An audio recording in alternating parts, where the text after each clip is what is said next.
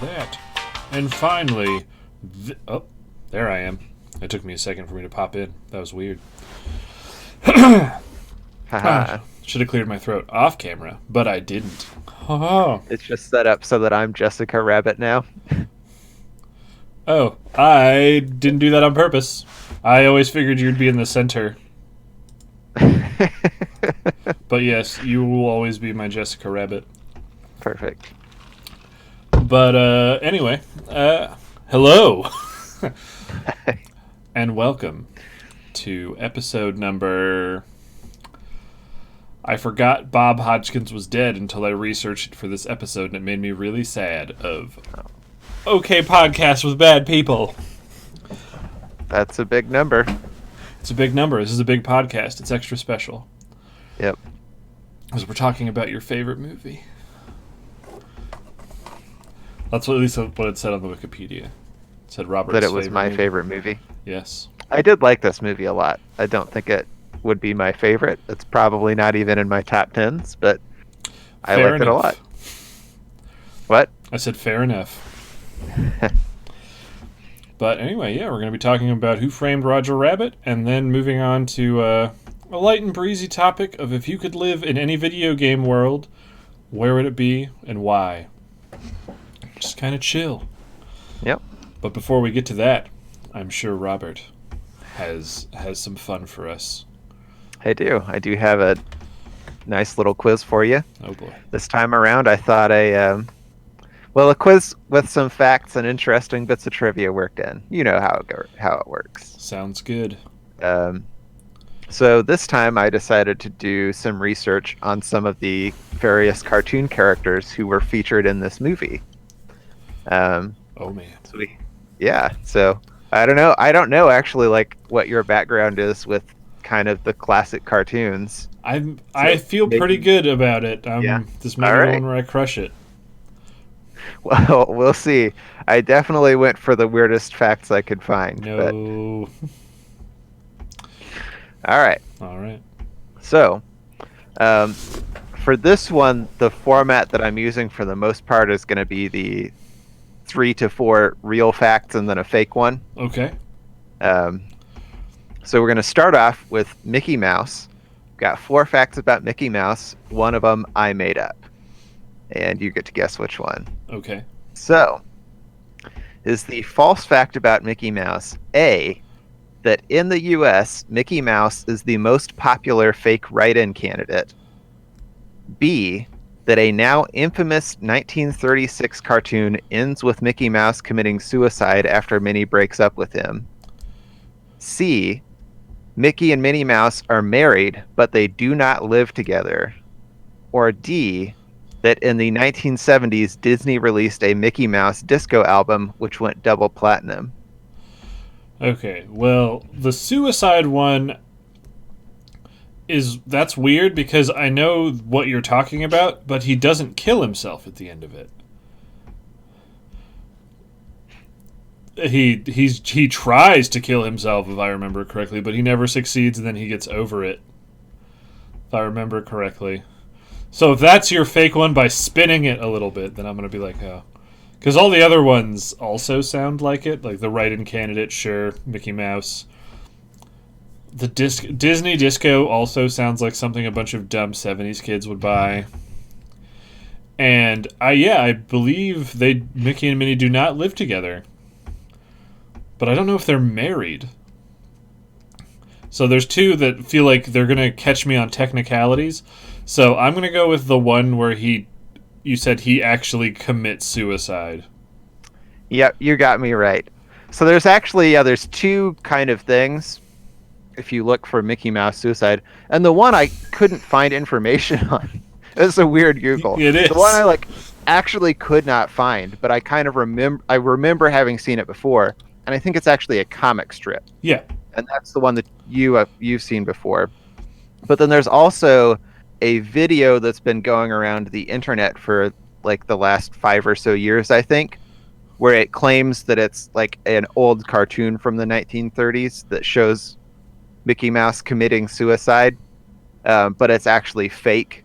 Like someone tried to animate in that style and then to claim that it was a real video. So, yeah, you're right. I was hoping to throw you off, but you saw through my clever ploy. I gotcha. All right, so we're moving on to Donald Duck. Again, we've got 3 real facts, one that I made up. This is the one that I made up. A, that Donald Duck's middle name is Fauntleroy. B, that Donald Duck has been a king on 3 separate occasions. C, that Donald Duck is partially colorblind. Or D, that Donald Duck has a twin sister whose name is Dumbella. I am almost positive Dumbella is real because they rename her to Della later in the canon because Dumbella sounded mean. Colorblind one, I have no way of knowing that one. That could just be like a weird trivia thing as far as I know. What do you mean king? Like in like a comic or something he was a king? Yeah, like in various stories he's been. I believe that. I think that happens at least once in one of the 3 Caballeros, and that's an older cartoon, so yeah, maybe he did it at least 2 more times. What was the first one? Oh, Fauntleroy. I think that's also true, because I think they say it in one of the DuckTales ones. Oh man, all these faces you're giving me. I feel happy because I feel like I've done a good job of creating convincing fake facts this time around. But the colorblind one is the one that sticks to me, but that could just be a thing where he's colorblind because ducks are colorblind.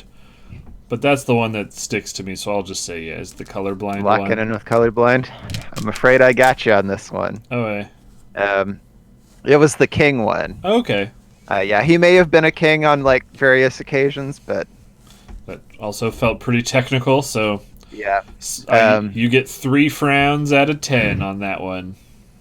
The colorblind one is like a little bit interesting. It was actually one of the old World War II cartoons that Donald Duck was in. Mm-hmm. He takes a test, and you see like from his point of view, and he's failed a colorblind test. Oh, okay. So yeah, it's just like a little bit of trivia that's maybe not even canon at this point. I don't know, but at least one point in his career, he was colorblind. All right, so we're moving on to everyone's favorite Wascally Wabbit, Bugs Bunny. Again, we got 3 true, 1 fake. So, is the fake fact A, that Bugs Bunny isn't actually a rabbit, he's a hare? B, that there is a 1942 short in which you can see what appears to be the tip of Bugs Bunny's penis poking out of his towel when he gets out of the shower? Oh man, I think that C, one's real. that Bugs' creators were worried that he'd come off as a bully, so the show Bible dictates that episodes always begin with someone provoking him before he starts fucking with them? Or D, that Bugs Bunny is responsible for the use of the word Nimrod to mean idiot?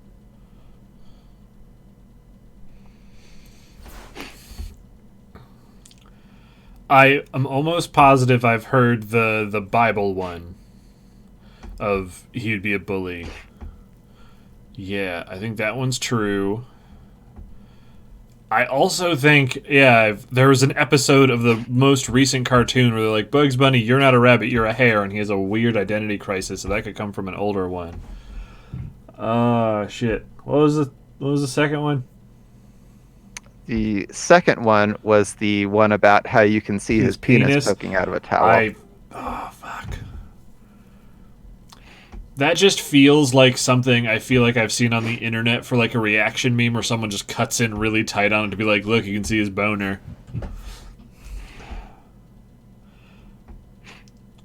I'm going to go with the Nimrod one.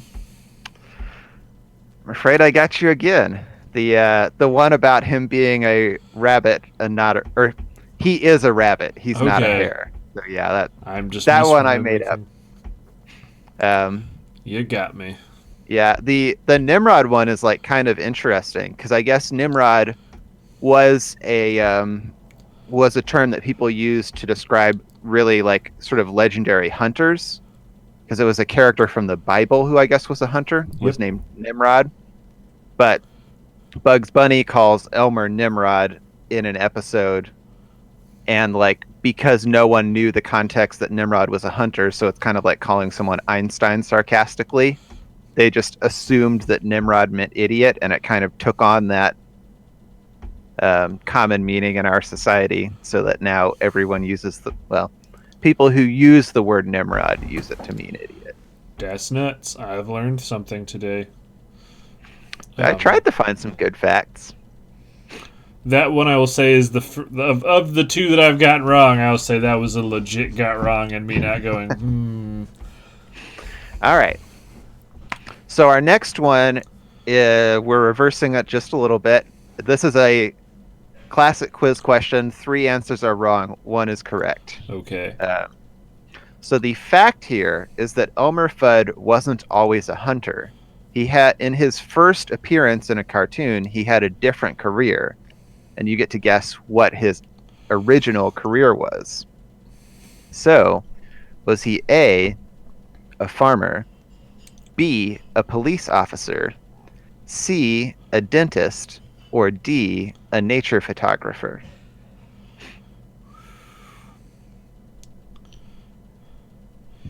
Because I think I remember seeing what he looked like. I don't think he was a police officer. Farmer makes the most sense because farmers and rabbits. I'm almost 100% positive I've never seen him as a dentist in anything. And also the weird... You know what, I'm going to go with nature photographer. You got it. Because I just remembered what the episode is he keeps trying to take pictures of him and then he keeps fucking with him. Yep. That's what happens. And apparently it ends up, like, the episode ends with Elmer Fudd almost drowning in a lake. And he's just so crazy insane with revenge madness that he picks up a gun and becomes a hunter. Revenge madness. All right. So our last question is one that was inspired by a product that I found while doing some research. So the last character we're doing a question about is Betty Boop. And the question is about Betty Boop products that you can buy on Amazon right now. Okay. So we've got like a setup, but all right, I'll take it. We've got 4 real products and 1 product that I made up. And as always, you get to guess what I made up. So, is the fake product A Betty Boop flask, B, a book called Betty Boop's Guide to a Bold and Balanced Life, C, a Betty Boop herb grinder, which of course is what you grind your weed in, D, a Betty Boop waffle iron, or E, a Betty Boop urn? It's Betty Boop. She could be on any of these things. Also, what do you mean grind your weed? Have you never seen? Yeah, that's like when you get weed and it's in like little clumps, people put it in a grinder and like grind it up so that it burns more evenly. Because if it's just in little clumps, it won't burn as evenly. I have to look at that.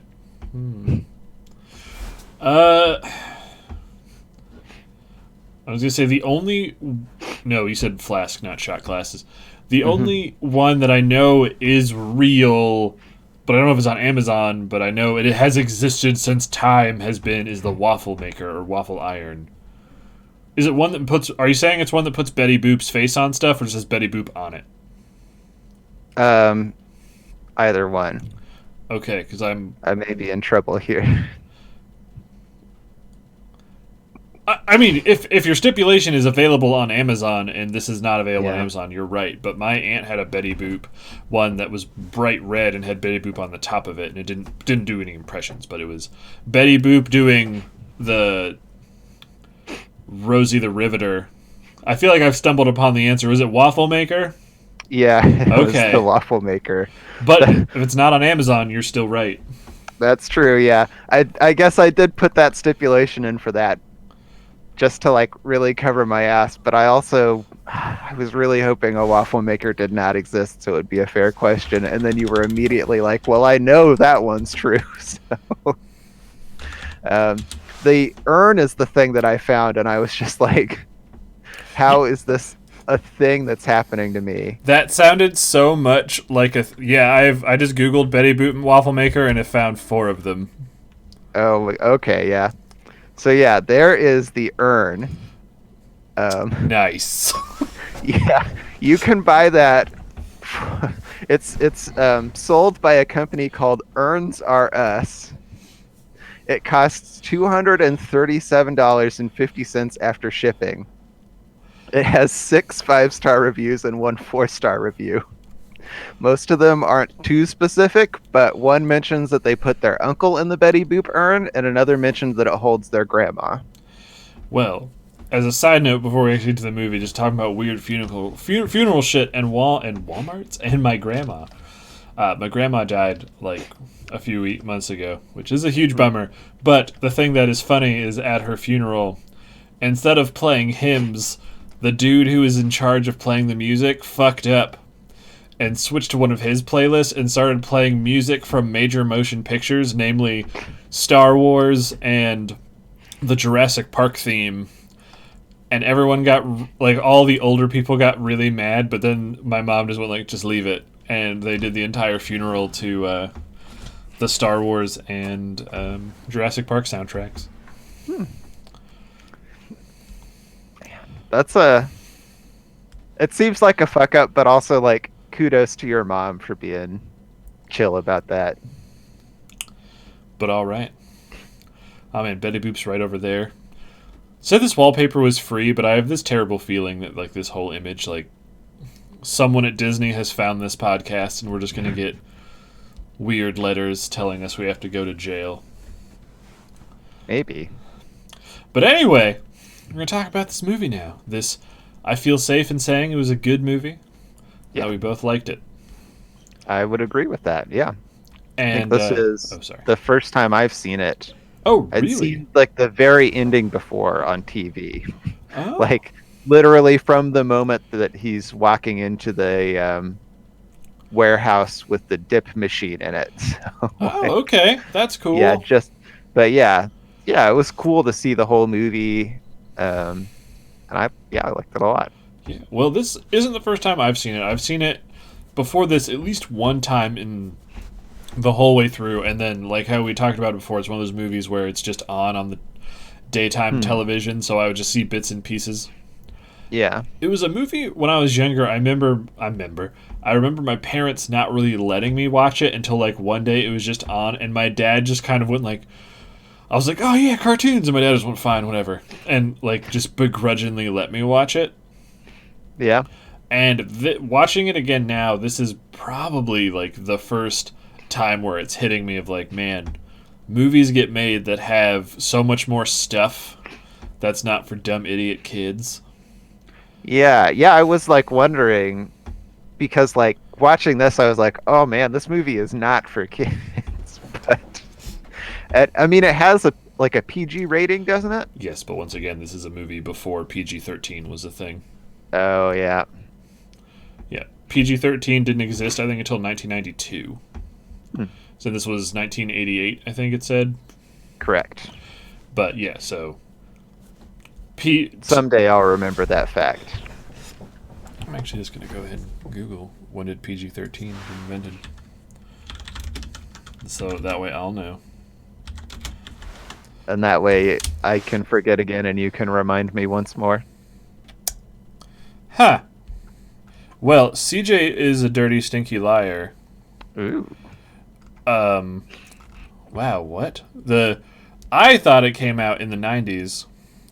It actually came out in 1984. Aha. So this movie did get a legit PG rating. That's super weird. Yeah. I mean, I guess it must have been a thing where, like, the people rating it had to have understood, like, kids won't get this, but at the same time, like, it is sort of funny to think that a movie with as many raunchy moments and as much inappropriate humor as this has would get a PG rating. Because, yeah, I watched this on Disney Plus, and the thing at the start goes rated PG, and it says for some use of tobacco products. And I was like, oh, is this like a weird edit, and then I watched it and I was like, they're swearing, and that's clearly insinuated sex through the window, and her boobs are boobs. Yeah. The a lot of the characters, especially Jessica Rabbit, are very sexualized. But I guess that's been like kind of a weird thing in like cartoons ever since cartoons have been a thing, you know? Like Betty Boop is a great example of a character who like she's a flapper. She's the way she's drawn, I think, is pretty clearly sexualized. And yet like because she's a cartoon, like that's a thing that was meant for kids to watch, you know? Or maybe it wasn't. Maybe I just don't know the history of cartoons very well. I didn't say for sure, but I just googled it really quick, and I guess there was some pretty, for the time, intense marketing to keep this movie at PG when it was being reviewed, so it could be watched by children. It was so I would believe that. I could see Disney going, no, make sure this so that Mickey Mouse never appears in a PG-13 movie. Yeah. But yeah, this Yeah, I guess if they got too high of a rating, they couldn't have kept a lot of the Disney and maybe the Warner Brothers characters, but I mean, maybe I just feel like, yeah, they probably were like, it needs to be less than PG-13, so kids. And the PG-13 rating was still technically kind of new, because the distribution of movies that were given the PG-13 rating between 1984 and 1988 were very few. When I was looking at this chart over here, it wasn't until the 90s where the PG-13 then just started getting thrown out a lot. huh. Because maybe people still just thought PG-13, oh, that'll kill our sales. How like people were like, we don't want to make movies rated R for a really long time. But now ratings mean nothing unless you get NC-17. Oh yeah, that's what it's called, NC-17. Have you ever seen an NC-17 movie? I don't know. Maybe? I probably watched some horror movies that were NC-17 back in the day, but I don't know if any of them stuck with me. Alright. But anyway, talking about this movie that is rated PG and was marketed towards children, in spite of everything that this movie is, of babies talking about and pointing to their penises. Yeah. Though But as you pointed out earlier, like as a kid, it went over your head. So I just don't think I even noticed that line, because he says, I have a 50-year-old libido and yeah, a 3-year-old dinky or something like that. yeah. Well, yeah, it was like I think I had it written down. Oh, I think it says 50-year-old lust. Yeah, he says I've got a 50-year-old lust and a 3-year-old winky, which kind of gross, but Ugh. but I mean it's a good joke. Like It is a good joke. But of all of this is a weird sidetrack thing, of everything in this movie that was weird and grossed me out, the thing that offends me the most is the fact that in the starting scene, that when it's supposed to make it seem like this is all going to be a cartoon, that mother just has a stack of loose sliced white bread on the top of the refrigerator that the baby can just climb on. Yeah, That made me so uncomfortable and angry at the same time. that there was a loose stack of sliced white bread. Yeah, like, because that clearly means it's just up there all the Yeah. time, not in a bag or anything. What am I supposed to do with my bread? Oh, I'm not supposed to take it out of the bag and just stick it on the counter. Oh, man. I think we're going to have to talk about that instead of this movie. But I'm just kidding. We actually have a bread drawer in our house, but I don't use it. It feels like the bread molds faster in it for some weird reason. it might not be very airtight. Maybe. But I mean, you would think it would be more airtight than just like the cabinet that I end up putting my bread in instead. Oh, like, do you mean like is it like a bread box where you take your bread out of the bag and put it in? Well, you don't have to take it out of the bag, but yeah, it's like it's like a drawer that you pull out, and then it's got a plastic covering on the top of it. So like that's supposed to be tight, I guess, except the plastic covering has a hole in it so that you can get your finger in to move it around. So I don't know, maybe it doesn't do anything. Okay, because I know bread boxes were for. I'm glad this is what we're talking about instead of the movie. Is bread boxes were there for when people were baking their own bread at home, so you just had somewhere to store your bread. But if you're keeping it in the plastic and it's still molding, I don't know. Yeah. Bread's weird and delicious. These are true facts. But yeah, this movie just did I think a pretty good job through most of it until the very end when it gets just super goof tunes about balancing weird cartoon shit and then kind of just like genuine humanity issues of Yeah. like losing loved ones and struggling and being an alcoholic. And I was like, this movie has a lot more serious stuff in it than I remembered. Yeah. Also, he's in Toontown for way less time than I remembered. I thought like most of the movie was in Toontown, but then he's in Toontown for like 10 minutes. Yeah. That sort of makes sense from a budget perspective, though. Oh, like, yeah. Which, after I was done with this movie, though, I was more sad than happy. Yeah. One, because Bob Hoskins is dead, and Bob Hoskins was a treasure. Isn't he British? Because he's doing like I don't know. I don't. What other roles has he played? I'm gonna say one, and we're gonna go, and then we're gonna watch it eventually. Is the Super Mario movie? Oh, okay. He was I would Mario. actually be interested to watch that. Oh, it is. I've heard some interesting takes on it. I think Cinemassacre did like Oh yeah. a video about it. Yep. He is. Yeah, he's British. Let's see. Pennies for Heaven, that was the other one, and then Mona Lisa are the two movies I've seen him in. He's also in Hook. Did you ever- Okay. I saw that when I was a kid, but I barely remember any of it. And he plays Shmee, and in that one he has a British accent. Because I just thought I remember seeing an interview about this movie that he had to do a lot of practice to kind of get that like New York, well I guess it's L.A. Sorry, like the weird 1940s detective accent down. Which I also forgot this movie takes place in the 40s. Yeah. Because it was like Hollywood 1947 or whatever, and I was like, huh. I thought it took place like in the 80s or like when it was made.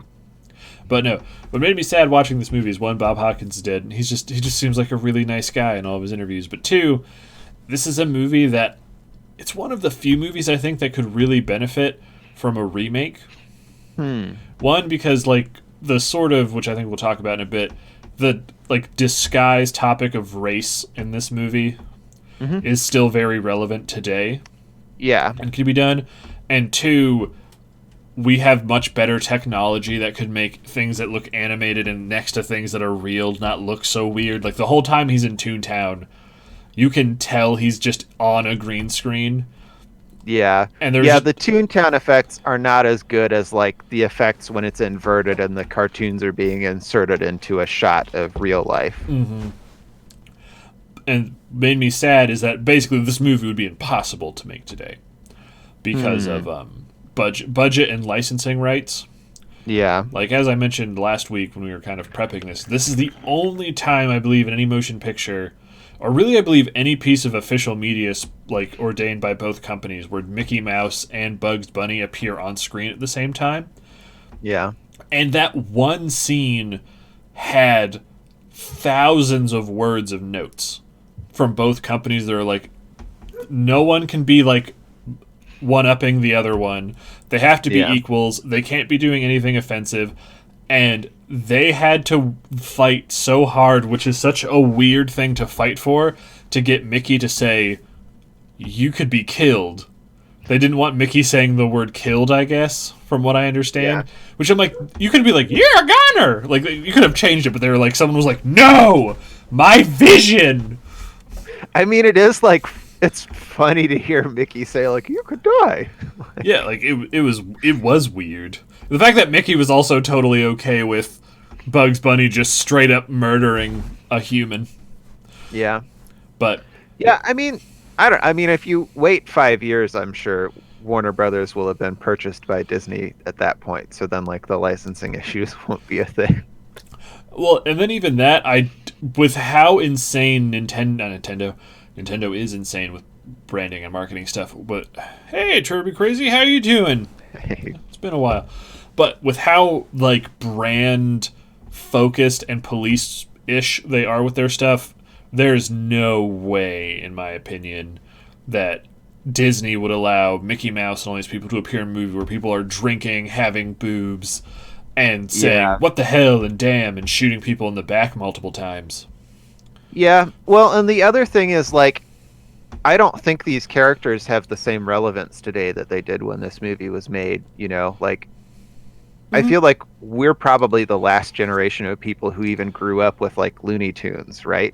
Well, that's actually not entirely true. Looney Tunes, like I would say, even more than Disney characters, have done a really good job of updating and redesigning their characters to kind of whatever. Like their most recent show, just called the Looney Tunes Show, which ran for like 3 years, was very highly rated, and that was marketed actually towards the like upper ends of like adolescence into early teens, and I actually think is a very good show if you want to watch. When was that made? Like 2012 to 2015. Okay, so more recent than I thought. I guess I'd assumed like those weren't the cartoons that kids were watching anymore. Yep. But I guess It was. not. I was actually wrong. It ran from 2015 to 2019. Its last episode was last year. Damn.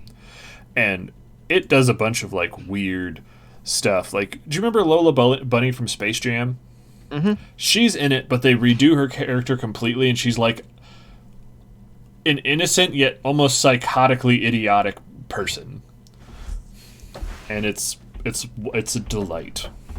But she doesn't have huge boobs, which is why they can't make Roger Rabbit today, because Jessica Rabbit is so much. Like, even this picture I'm looking at right now may have been a mistake.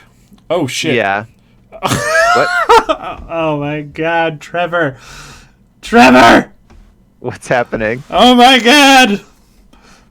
Well, I know what we're playing when that comes out. Oh, my God.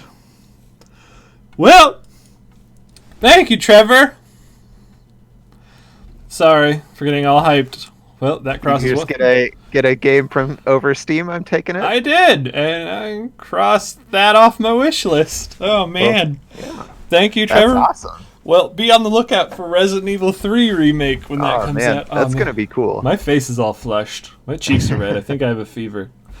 Well, thank you so much again, MVP of the channel. When we have our first annual Good Gaming with Bad People Awards on our channel's birthday in April, we're going to have to mail you a trophy. But yeah, I'm looking at this picture, and I'm noticing even, like, because this is an official Resident Evil Santa Claus would be scary. Because I would play that. He has the T-virus, but he knows where you are, and he knows when you're sleeping, so he can strike. That, or, like, what if it's set at the North Pole, and so it's little elf zombies? Oh, no. Because they're tiny, and they just bite your ankles. Zombies. Instead of the like, doggos, it's reindeers. That would actually be really good, because like you'd have... Have you ever seen a reindeer or a moose, like, when it starts molting? I don't know if I have, but I can imagine it being, like, horrifying. Yeah, their horns turn blood red, and they just have, like, loose skin hanging off the horns. Oh, man. Did we just make the next game in the Resident Evil franchise? So. Awesome. Capcom, call us. And I feel like Rudolph is going to be an awesome boss monster. And you know where his weak point is. Yep. His butthole. But... and then we'll get to give a copy of that to Trevor and be like, boom, turnabout is fair play. But anyway, this is, from what I understand, this is an official wallpaper. And the way Jessica Rabbit is drawn, like, her dress is kind of, like, going in between her legs. And I'm just like, oh. Yeah. Yeah, well, I know, like, the animators really went out of their way to, like, sexualize her. One thing that made me laugh when I was reading the IMDb trivia is that they were really focused on the way that her boobs bounce, but they had decided to invert the direction that they should be bouncing in. So when like normal actual human boobs would bounce down, hers bounced up. So like there's a weird like otherworldly level of sexuality to the way that she's drawn. Sorry, just when we started this today, one, I didn't expect to get a very generous gift for the channel, and two, I didn't expect the term otherworldly boob sexuality, which wasn't said in any specific terms but is implied to be a thing we talked about. And I'm so excited that you're my friend and that we can talk about this on the internet for strangers. And Trevor. Indeed. But yeah, and I'm sure you've heard the shot. We're going to talk about Jessica Rabbit a lot, I guess. Actually, before we get any further, question. I mean, I think she's an interesting character to Oh, talk she about. definitely is. Yeah. Well, this might not be a relevant question to you because you said you didn't really watch it. Like, did you have a crush on Jessica Rabbit as a kid? I mean, yeah, I didn't watch this, so no. Yeah, but I for sure would have if I'd seen this as a kid. I actually think I was scared of her the first time I saw the movie because I thought she was a villain. I mean, she's like definitely played that way as a femme fatale. You know, like the movie really expects you to suspect her up until it's finally revealed that no, she genuinely isn't. Mm-hmm. Because yeah, the first time I saw this movie, I wasn't even close to puberty, so I wasn't even like, ooh. I was like, ah! But there's that infamous like what's the urban legend of there's that shot when she gets thrown out of the car and she like spins that she's not drawn with underwear on and you can like see her crotch. Yeah, I'd read about that actually. I don't think it's an urban legend, at least according to the IMDb trivia. It's not. It's a real thing. And then like so that was only on some of the VHS releases, and then the later releases they like changed the color so it was white instead of flesh colored so that she has underwear now. Even without the underwear, it was just like flesh color. There was no detailing. And then it was changed to underwear color. And then I guess in later versions after that, they just changed the way that her dress is placed so that like you can't see anything at all. So that's the history of that. Oh man, I forgot about Cuphead. I love old animation. It's so good. But yeah. Oh shit. Think talking about Jessica Rabbit. Yeah, Jessica Rabbit. Like she's one of those characters with her design that there's kind of like a thing trending on Twitter right now about like misogyny and design of appealing to the male gaze of where are her organs. Yeah. And I mean, that's been like a conversation for like at least the last decade or two. Oh yeah, but I just mean like I've seen it on a lot of artist websites that I follow like now popping up again where it's like where's her organ challenge and it's like I don't know. And Jessica Rabbit, she shouldn't be alive. One thing about this movie that because her famous line of "I'm not bad, I'm just drawn that way." Mm-hmm. I'm disappointed they don't really talk about where toons come from. Yeah. Like, are they just these ethereal beings that just always were? I don't know. I mean, it feels like they were drawn at some point. And the dip that's used to erase them is all like various types of solvents that you would use to erase ink. Mm-hmm. So there's like at least the implication that they're made of ink and drawn in some way. But yeah, I don't know. You did chucks and that stuff. If this movie was made I guess it wouldn't really be made as is today because I'm looking at Trevor's question. I think a movie like this could work today, as we were talking earlier about. There's pretty overt overtones of race in this where people of color are substituted for cartoons. It actually, like, that element of it reminded me a lot of Zootopia, actually. Where, like, I think it does that weird. Yeah. But, like you were saying, like, there is some kind of progressive elements to, like, what's in this movie. Mm-hmm. But then there's also a lot of stuff where you're like, oh, you couldn't do that today. What would you say is probably the most you couldn't do that today moment? I don't know. The one that like stood out in my mind is like, oh, that's you couldn't get away with that. Was like one of the bullets that he fires out. Yep, I was going to talk about that. An Indian, and it like pulls out a hatchet and does a war cry, and you're like, Yeah, but the very racist Native American bullet. Yeah, but I mean, like it's funny too, and I feel like a little bad saying that, but I don't know, like it was a funny bit, but it's also a really tasteless bit. I think I kind of lost track of what you were saying. This, the car was bad. The car, I don't remember the car being that bad. Other than the part where the car like crashes and then she flies out of the car and you can see her crotch. Yeah, I don't remember the car really saying anything racist or anything. I mean, maybe there's like something that we're just not picking up on. Yeah, that's true. I feel like we've run into that before where there's like things going on with a movie that are troublesome, but we're so oblivious we don't even notice it. Oh, millennials. I mean, I think that's like kind of a good sign if there's like things that should be troublesome and you don't even notice them because like your mind isn't thinking in that way. That to me is like it could be good, it could be bad. I don't know. I guess I want to like view the world in a place where we don't like everyone is just people and it doesn't matter what your gender or your skin color or who you want to love or whatever. Like everyone's just everyone.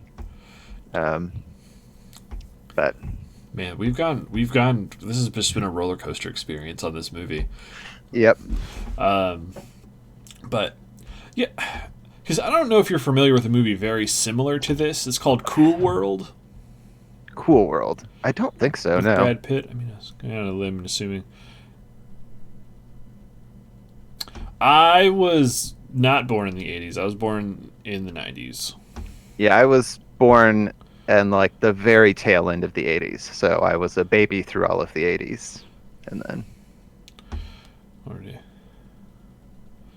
oh shit, 70k Badolians. Yeah, I think if the movie was released today as is and somehow got a today's PG rating, yeah, people would flip shit really hard.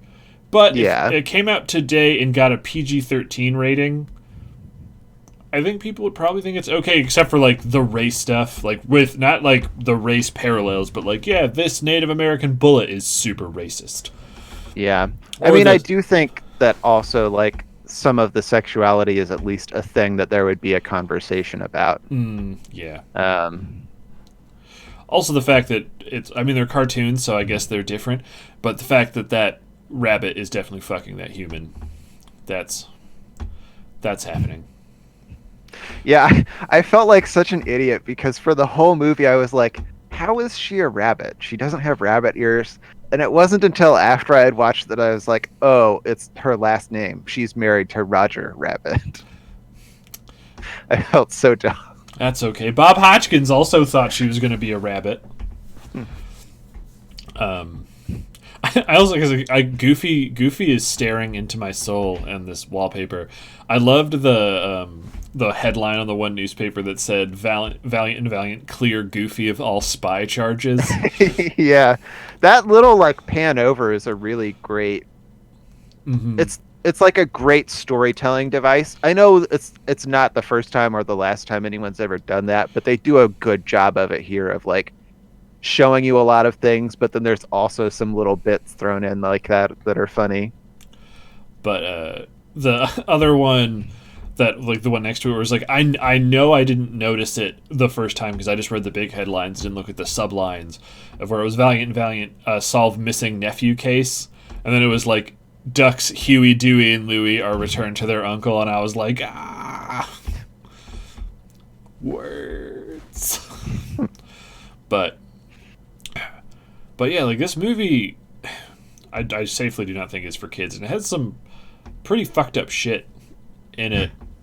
That like the scene where Judge Doom just melts that one shoe. Like in the world, I was like, wait a minute, because this doesn't make sense. Like, why does he have the jurisdiction that he can just murder this tune just because it annoyed him? Yeah, because I was like, wait, do tunes really not have any sort of justice system? It's just like, oh, if you do something wrong, you're fucked. Which then, like, I was like, oh, this is the parallel of like minorities in like America at that time, like with internment camps and stuff. And then that just made me, in my brain for a moment, like, well, what if this wasn't like a parallel thing and this really were people of color? And then just like the idea of all these cops standing around a judge while the judge just like extrajudicially like executes this dude in front of all of them, and they're all just like, well, that was weird.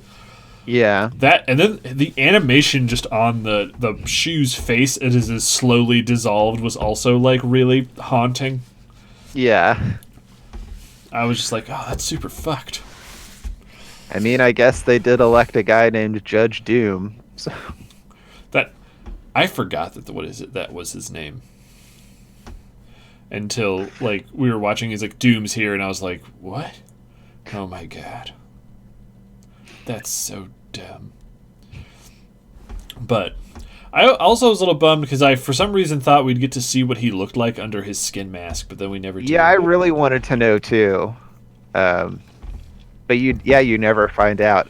I guess, like, I feel a little bit conflicted though, because there's sort of one of two resolutions to that, which is like, A, they make up a character, and so then, like, unless they've done something earlier in the film to make that character feel relevant in some way, then it's just like, oh, well, we see what he looks like.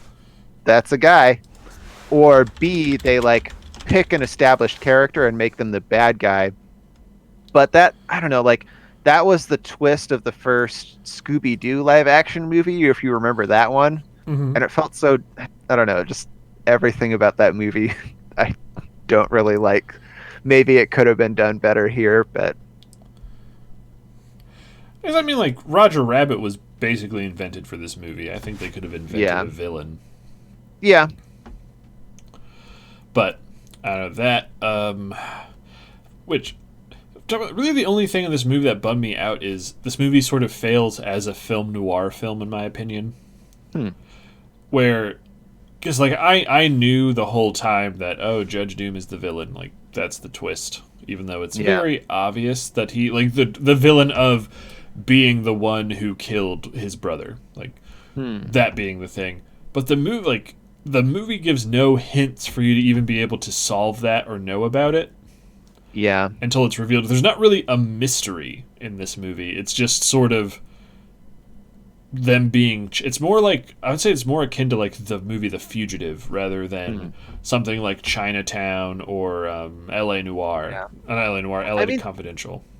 There are, like, some mysteries, but they just don't have to do with, like, who the main villain is. Like, for me at least, it was genuinely a question up until later in the movie whether Jessica Rabbit was a good guy or a bad guy, you know?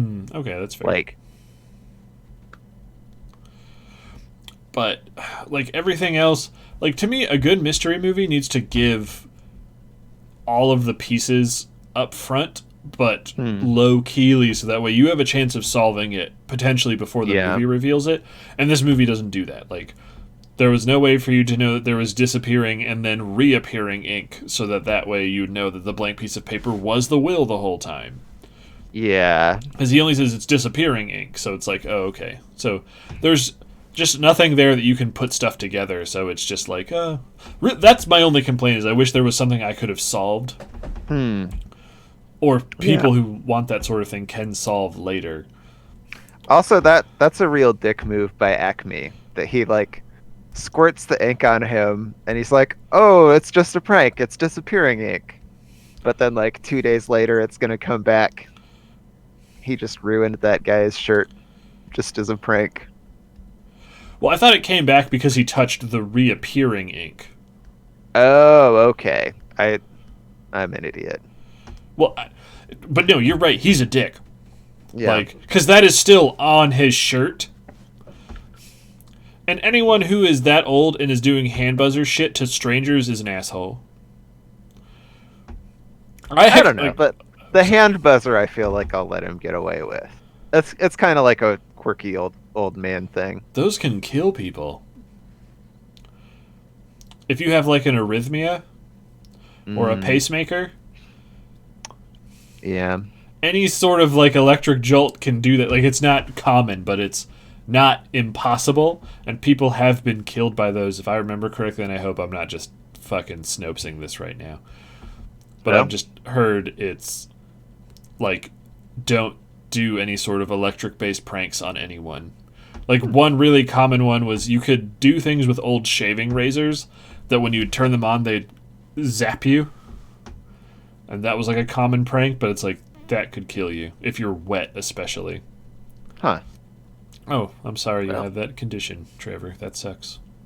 I learned something today. And I really hope that you and Will don't have any heart problems. But just be careful moving around your house. I probably, with how poorly I've treated my body, have some form of a heart condition, which will hopefully one day kill me. But hopefully not before I get to play Resident Evil 3 now, because I'm very excited for that. Like, oh my god. But I don't know. Did you have any like favorite parts of this movie you want to talk about, or? Man, I don't know if anything stands out to me as like a favorite part. I do think like I was kind of surprised by like how effective a lot of the humor of this movie was to me though. I wasn't expecting to find it as funny as I did. But like a lot of the jokes are really solid, and I really appreciated all of the links that they went to like pull off bits that really only work in a world where you have live action humans and cartoons coexisting. So Oh, that brings up a thing I wanted to bring up. Is I guess okay, maybe that's what I wanted to bring up. Is in the movie when the movie starts, it makes it seem like humans play by human rules, whereas toons play by toon rules, regardless of where they are. Like toons basically can't be killed unless they're dipped, yeah, and humans are human flesh people who are basically made of twigs and dreams. But in the when he goes to Toontown, and when he's in the elevator and he like Droopy does the like go up really fast, he gets smushed yeah, all the way down. Which, if that happened to a real human, would kill them. yeah. So it made me really confused on how the piano being dropped on his brother in Toontown would have killed him. I think this may just be a case where the answer was you're not supposed to think about it. That's not ever supposed to be the answer. Now I have two things that I'm mad about. But yeah, because I was like, oh, it sucks. And like I thought that was the whole point of why, like, don't go to Toontown because you'll get fucking murdered, but not on purpose. But then when he did the elevator thing and he was smushed, I was like, wait, they can do that? I didn't, what? And then just like completely changed the rules of how reality worked for me. And I was like, what? No. Yeah. I mean, maybe it's just like, maybe toons have a regenerative ability that humans don't. So, like, if you're in Toontown, maybe you can take some extra damage, but you still can't take a lethal blow. Whereas, like, a cartoon can essentially be murdered and then just come back to life. I don't know. I'm throwing out some real wild headcanon here. Also, like, yeah, if you die in Toontown, do you die in real life? Probably. Is that during his little stunt thing at the end where he's like doing his very poorly sung spoken word rap thing where he's trying to get the weasels to laugh, he gets like electrocuted and then drops like 30 feet onto cement. And I was just really confused, and I think that was probably my least favorite part of the movie, is just Bob Hodgkin's weird, I'm tired of this thing, so now I'll do this other thing. Now I'm jumping around, but now I'm a clown. Did it. I don't know. I kind of liked it. It was sort of, it was fun to see, and I felt like it thematically kind of worked, and that like, here's this guy who's not liked toons a lot, and now he's kind of leaning into toon stuff as like kind of a way of showing his character growth. But I suppose it was just more his weird singing was weird. I'm not a fantastic singer. Is the stream freaking out for anyone else? It keeps freezing. It looks all right to me right now, but Yeah, just over. The other thing that was also in hindsight, not hindsight, but like looking at it, was like, oh, that's kind of horrific. Was in that scene where he was singing and was killing all the weasels. Was the one weasel like while he's dying and his soul is trying to leave his body is just with this look of terror trying to wrestle his own soul back into his body. Yeah, I was like, oh, it's man. kind of a horrifying thought that like you're laughing so hard that your soul is leaving your own body, and you're like in terror trying to stop it from happening, but also you can't stop laughing. Yeah, that was weird. Oh man. Well, this stream might be a bust. Oh no. What is my? I don't know what's going on, but the stream keeps freaking out. At least on Will's end and on my end. So we'll keep going though. Yeah. But yeah, his romance with Dolores was sweet, and I liked it. Yeah. I didn't understand the joke that was happening when they were at the bar, and it was like, Doom was like, no tune can resist the old shave and a haircut gag. I mean, I guess it's just that, like, I don't know. I mean, I don't know if there's a huge history of shave and a haircut 2 bits being a thing in cartoons, but I think that's the implication there, is that, like, if you're a cartoon, you can't resist finishing that, or at least like you have to hear the song resolved, or else it will drive you to madness. Because what was happening? Like, I didn't really get what was happening in that scene. Because he's like, okay, so you know what shave and a haircut 2 bits is, right? No, Where it's like, oh, okay, it was just like, I guess a knock that people used to use as a code. So you go, okay. Yeah, like that's the whole thing, but he was only doing the dut dut dut dut dut part and leaving off the dut dut. So like the phrase of shave and a haircut 2 bits, musically speaking, is incomplete. Oh, was that what Roger was saying when he bust through the wall? He said 2 bits. He says 2 bits, yeah. Okay, because I couldn't hear him with the mixing, and then he just gets grabbed, and I was like, wait, what the fuck just happened? Yeah, it's like if someone was singing part of a song, but then they just stopped right at the like end of the lyrics. That it's like that.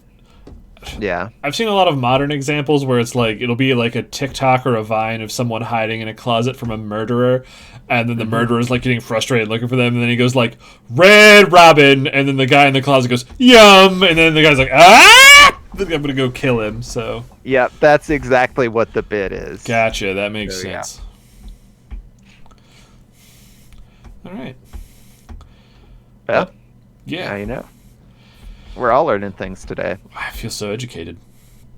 But yeah, like I don't really have anything else to say other than just I recommend this movie. There's definitely some weird age jank on it. Yeah. But I think it's good. There's parts that haven't aged well, but like I don't know. I think I'm sorry I interrupted you. Oh, no, I have one more thing to say, but that's it. You can keep going. Well, just like there's some humor that hasn't aged well, but I think a lot of the humor has aged surprisingly well. Yeah, and like it's really, really cool to see a live action movie with cartoons in it. Like I wasn't expecting it to be as cool as it is, but they really went out of their way to like do cool stuff with the concept. And especially like realizing all of the animation, it's not digitally done. It's like hand animated stuff. It was such an enormous labor to do. So it's cool to see it pay off. But I was gonna say, because the one I would love to see a sequel to this movie, where, and I think it could work if they like kind of play up the angle of like old things feeling old but can be made new again, where they're all like, we're not really that relevant anymore, but we could be. And I don't know, Toontown being even like a more fucked up place now because of weird internet stuff. But as soon as you said that, I'm like, oh god, if they did make this today, they probably would 3D animate all of the tunes to look like that. Yeah. I mean, I don't know. You could still digitally do a like 2D animation, but I don't know. Yeah, it would suck if it was, at least in my opinion, if they 3D animate it. Mm-hmm. That would blow. I'm not interested. But No.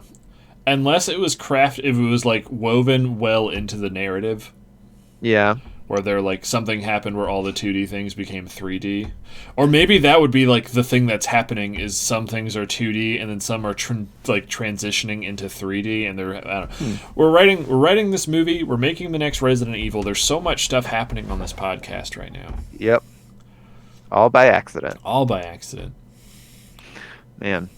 So do you have, I guess as like a final question, do you have a favorite joke from this movie? Was there like a moment that made you laugh the most? Honestly, this movie didn't really make me laugh like out loud because Oh man. to me this like for me to laugh out loud, stuff has to be really weird and like unexpected. And when it's cartoon time where like pianos are falling or whatever, like my brain is just set for nothing can like get me. I'll just like I'll like smile and be like, oh, that was funny. I mean, probably the closest thing that made me come close to chuckling was Goofy is free of spy charges, because my brain started running with like even though it wouldn't have been like at the same time period because it was in the 40s and the 60s, but like McCarthy era, like Red Scare, like, Goofy, what were you doing with the enemy? And Goofy's like, gosh, I didn't do nothing. And him just like freaking out in court. That made me like laugh. But yeah, really nothing else in the movie like was ha ha ha, that was hilarious. Yeah, I don't know. I mean, like, a lot of the classic slapstick like isn't really my thing, but there were a lot of jokes in this that made me laugh. Can you give me some examples?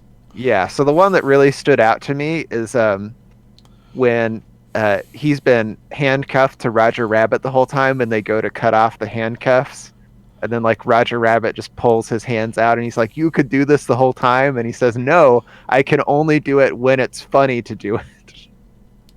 Yeah, like I don't know, that made me laugh. That made me chuckle because I've also seen that gag before where it's. I've seen that in Looney Tunes where it's like, here, let me help you, and then they get out of the bindings like, oh, thanks for helping me, and then they get back into the bindings, and just like, oh. Yeah. So yeah. I mean, it wasn't the like getting in and out that really got me. It was just the bit where he was like, I can only do it when it's funny to do it. Mm-hmm. But yeah, I don't know. There really wasn't anything in there that made me LOL. Because my brain was just expecting total goofiness, and then this movie was. It was delightfully goofy, unlike the Goofy that's kind of just like up behind me. He's freaking me out. But yeah, I like this movie. I recommend it. 2 thumbs up, 8 out of 10. 8 out of 10. I think that's a good rating. I think that's what I'd give it to. It doesn't do anything to me now. Like, it doesn't really touch on anything that I'm like, whoa, I've never thought about it. And the jank sort of gets in the way, so that's keeping it from 9s and 10s. And I didn't really laugh. Like, out loud, like, holy shit. Like, we've been watching Brooklyn Nine-Nine, and that's just full of weird non sequitur humor that really hits what I'm into. And that'll make me laugh out loud. But this was just a very fun watch, and I recommend it. Well, there you go. There you go. Oh, man, 31899. Oh, they framed Roger Rabbit. Oh, that was another thing. He's such a nice rabbit. That bugged me, is they didn't use a question mark at the end of the title. title. I actually have some trivia about that. There's a reason for that. Apparently, it's considered bad luck in cinema, or at least it was at the time, to have a question mark in your title. Oh shit! Oh, so we almost skipped over trivia. Time for trivia. Yeah, that's why there's no question mark. Okay. We want to do our little trivia bit. Finish it up. Oh, did you have? Unless you had other stuff to talk about, I don't have anything on my end to talk about with this movie. I mean, I think other than I've seen way too much porn of Jessica Rabbit that I feel ashamed watching this movie today. And I barely Googled any of it. We can dive into trivia. There's some fun ones for this one. So. I'm excited. All right. So, one kind of interesting thing is that, the budget for this movie was $70 million. It was the most expensive movie shot in the 80s. Yeah, that makes sense. I was like, $70 million back then was pretty big. Apparently, like they'd originally budgeted it for 50 million, and then the studio said we'll greenlight it for 30, but they they went all the way until it was 70s. It's a bit over Uh, budget. I guess when you're a Robert Zemeckis, though, you can get away with it. What are some other things he's done? Like his name, like when it popped up, directed by Robert Back to Zemeckis. the Future, I think, is the big one. There that he's it is. known That's for. yeah. Yeah. Those are good. But I think he's Will done a would lot know. of stuff. I haven't watched him since I was a kid, so I probably need to rewatch him at some point. They're good. All right. So, another fact Bob Hoskins said that after he showed his son the movie, his son wouldn't talk to him for 2 weeks. And when he finally got him to tell him why, his son said that he was angry that he'd been working with all of the cartoon characters and never let him meet any of them. Oh my god, that is adorable and stupid at the same time. Yeah. Oh, man. Kids are the worst. Yeah. I don't know. It's super cute though. So the first test audience that they showed the movie to, I guess, was made up of mostly like 18 and 19-year-olds, and apparently they all hated the movie and most of them walked out. And normally Why would something you like test that. audience that? Yeah, I don't know. I mean, like maybe that's just who they could get for like whatever they were paying their test audience, or maybe Okay. the person gathering the test audience did a shitty job. I don't know. But yeah, like normally if something like that happened, like you're gonna be recutting your movie. But I guess Robert Zemeckis had final cut and said he wasn't changing anything, so it stayed as it was. Take I that, think 1988, 18 and 19-year-olds. Yeah. Apparently there was like an initial trailer also that they completely deleted from existence after one of the test audiences they showed the trailer to compared it to the trailer for Howard the Duck. Oh no. All right. So kind of a funny one. In order to get Warner Brothers to give them the okay to use their characters, Disney had to assure them that Warner Brothers' most popular characters would get equal screen time to the Disney characters. Mm-hmm. So that's why a lot of the times the really popular characters are appearing in pairs, is to ensure that they're always on screen literally for the exact same amount of time. Yep. So yeah, when you have like the dueling pianos with Donald and Daffy, or when Bugs and Mickey drop out of the sky in parachutes, like that's why they're showing up at the same time. But Also, I just realized they are like halo jumping super hard. Like if they were below the top story of a building and they had not opened their chutes yet, they're gonna die. I mean, they're toons, Hey, so man. they're not going to die. Well, is that a thing? Those that we are the need to rules know of this world, right? about Mickey, that he's just like an insane adrenaline junkie masochist, that he's just like, I'm just gonna splat into buildings at not terminal velocity because I did open my chute, but not enough time for me to land safely. But I mean, he's a toon, so he's just going to like whoop, get flattened, and then he'll pop back, and there'll be some stars or birds or something. Yeah, but does he like that? That's what I'm asking. I mean, I feel like part of the implication of this movie is that maybe he does.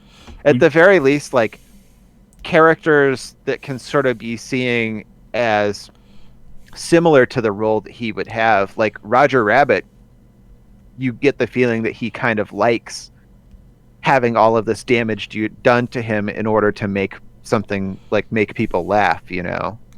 They really didn't get deep enough for, in my opinion, like into the psychosexual proclivities of all these characters. That's what this movie needed. Like, I mean, does Mickey Mouse edge? That's what we really need to know. I mean, I would watch the movie that answers that question, but I also don't think that question fits into this movie.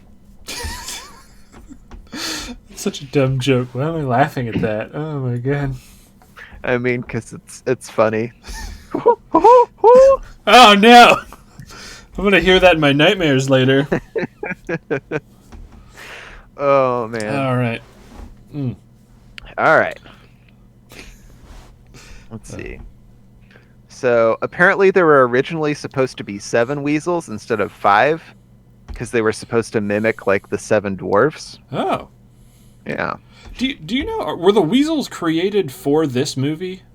I think so. Yeah, Because the one in the like beige suit with the pink like highlight, he seems really familiar, like as a character. But I might just be misremembering. But yeah, I don't know. So Charles Fleischer, who did the voice for Roger and also the voices for Benny the Cab and two of the Weasels, I guess he like had to be on set to read his voice lines when like he was interacting with other characters. Um, and I guess that he would come to set dressed in a full Roger the Rabbit costume.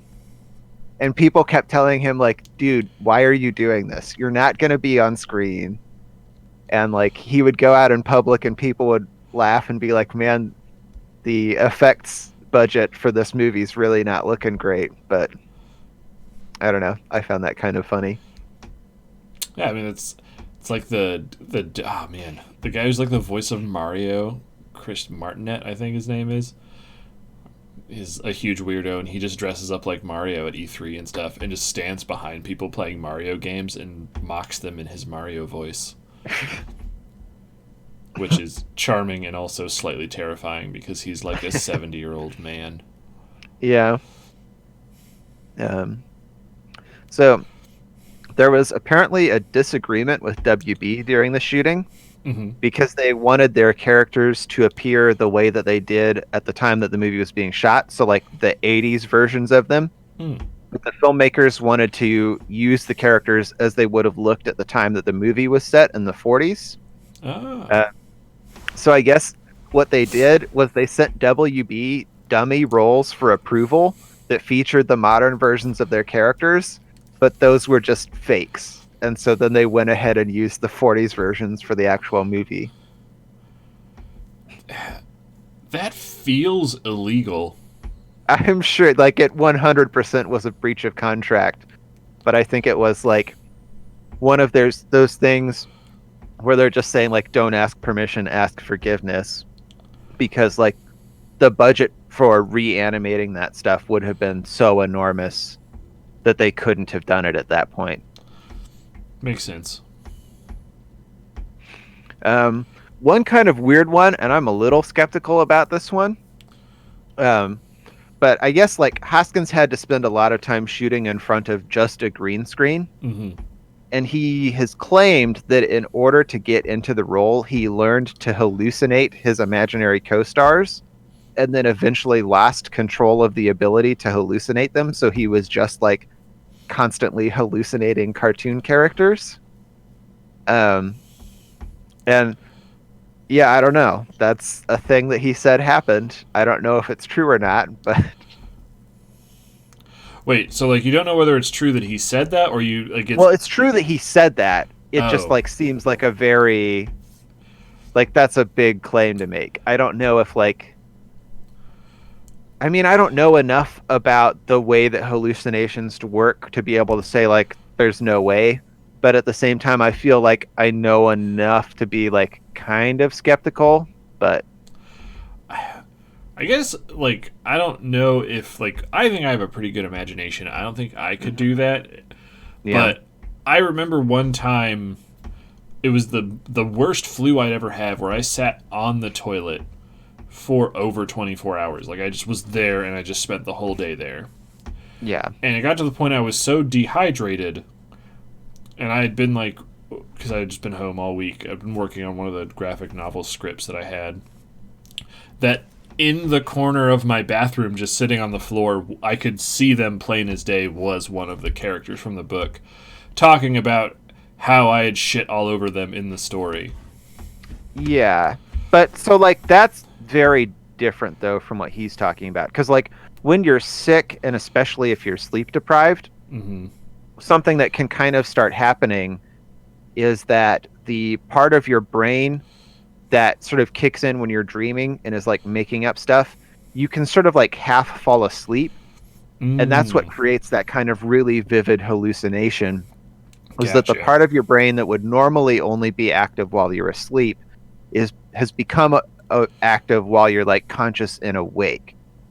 And so like yeah, like your hallucination is very scientifically explicable, Makes whereas sense. like what he's claiming has to be something more akin to like if you have hypnotized yourself into having a delusion of some sort and then you've lost control over whatever hypnotic process you've used.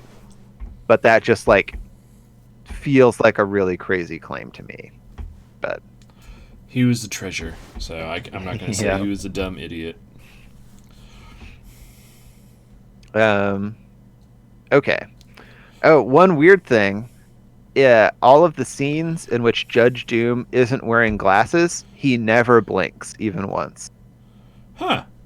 Yeah. I mean, I guess that makes sense Apparently because like his eyes are yeah. fake.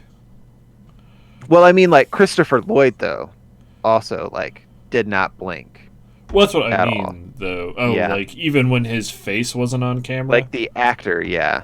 Well, No, that's no, what no. Like when his face wasn't when he wasn't on camera, he would have blinked for sure. I... But just Okay, like during the shots. I don't know. I think it's kind of impressive. yeah.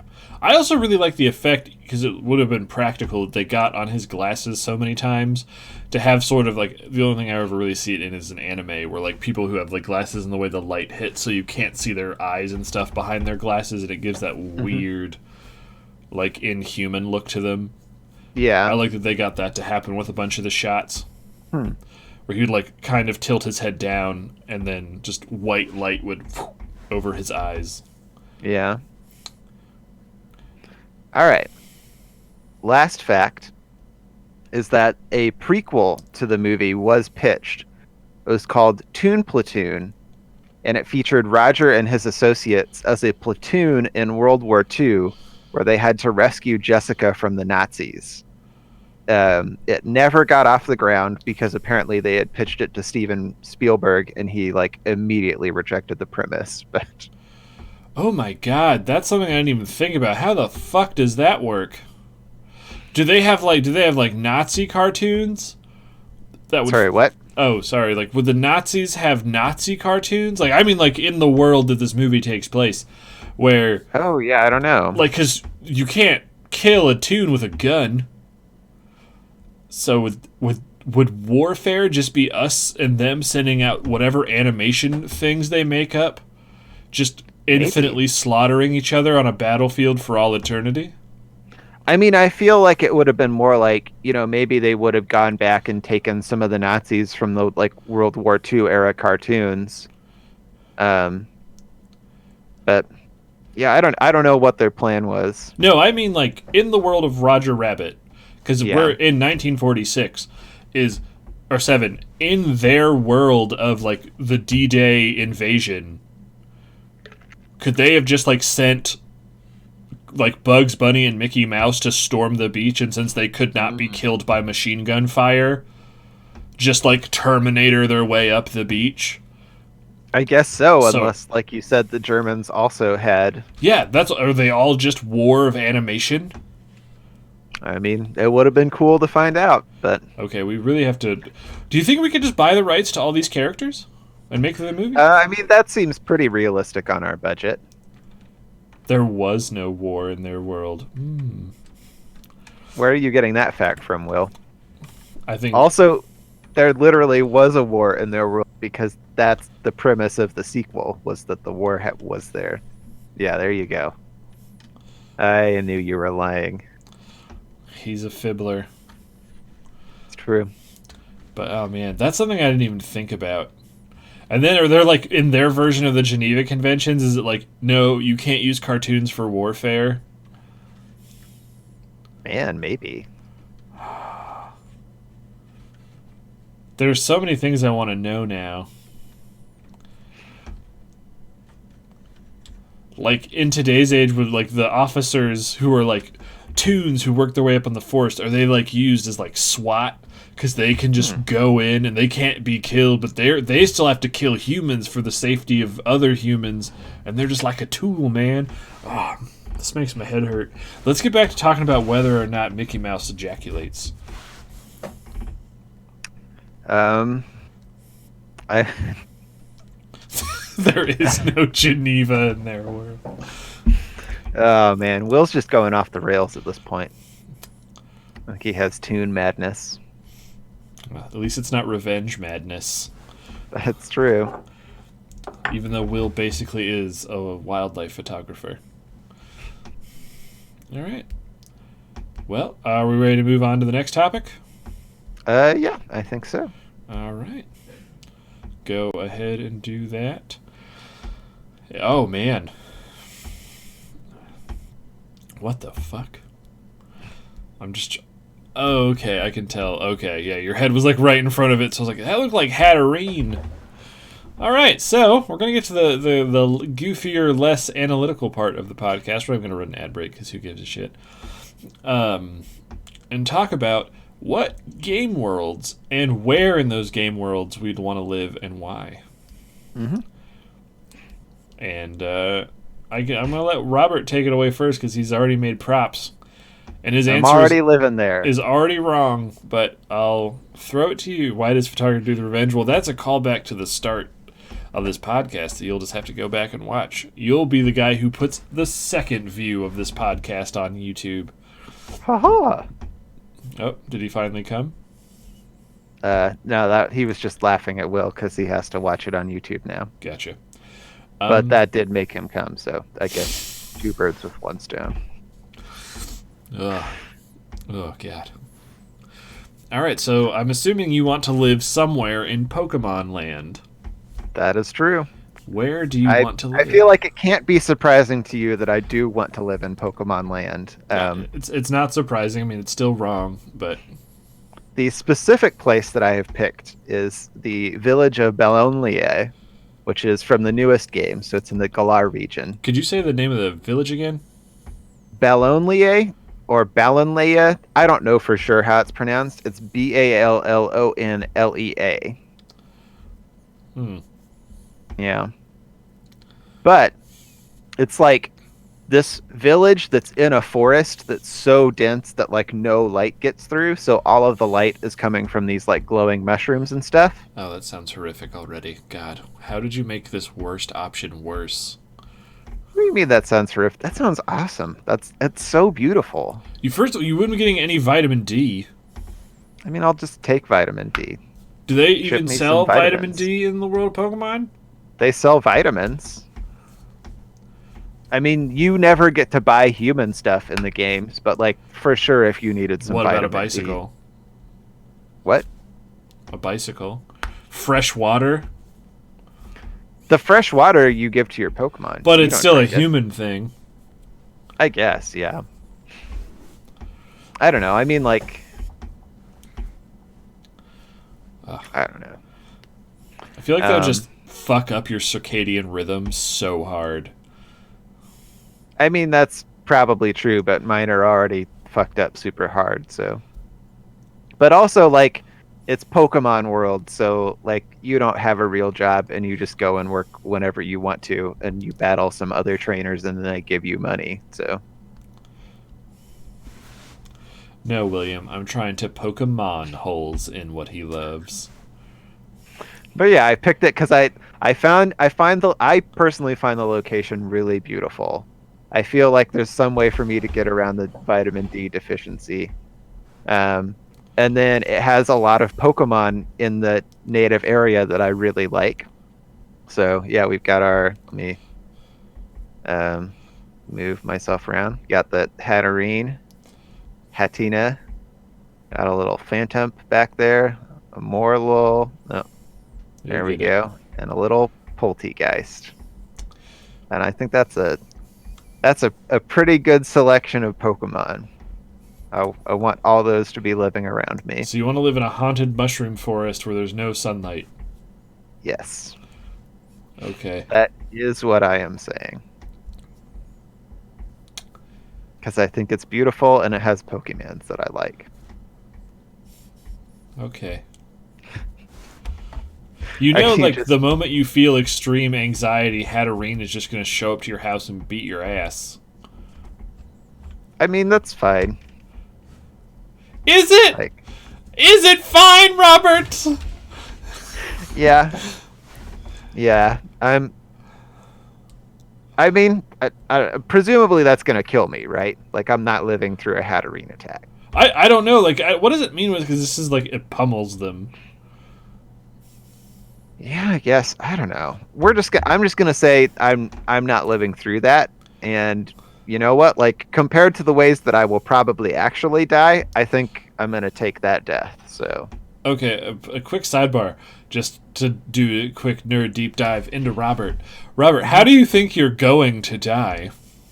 I mean, like 100% some sort of disease of affluence, um, Sorry, just like I'm going to die from my terrible diet and 100% complete lack of exercise. Like those are the things that are going to kill me. you would rather die from getting your ass beat to a pulp by a sexy ghost lady that's actually Yes. like a small person that doesn't like you versus just having like a Katarina's quick so heart cute. attack. I die for a cute thing. That's okay. Right now, I'm just dying because I can't stop stuffing my face and refuse to exercise. But you can change both of those things. I can, but am I gonna? You should. I'm trying to. I've lost. I'm down to 362. Oh man, congrats. Yeah. That's 4 whole pounds, isn't it? Yep. That's awesome. So if I can do it, I'm the champion chunkster of our friend group. You can do it too. Although I'm just But saying, I as soon as don't we get want up there, to. and if I can trick Zach into making me a bumpy cake, I am going to eat all of it by myself in my underwear, probably in your bathtub. I don't know if we. I don't think we actually have a bathtub. Wait, Oh, what? we do have one. Yeah, I You're was all like, I right. thought you did when I used your bathroom. It was. Yeah, it's in the bathroom. I guess there's only one bathroom I ever use in this house for the most part, which is the one in my room that only has a shower. Gotcha. Okay, I was like, what are you talking about? It's the one in the hallway. That has the cool laundry chute in it.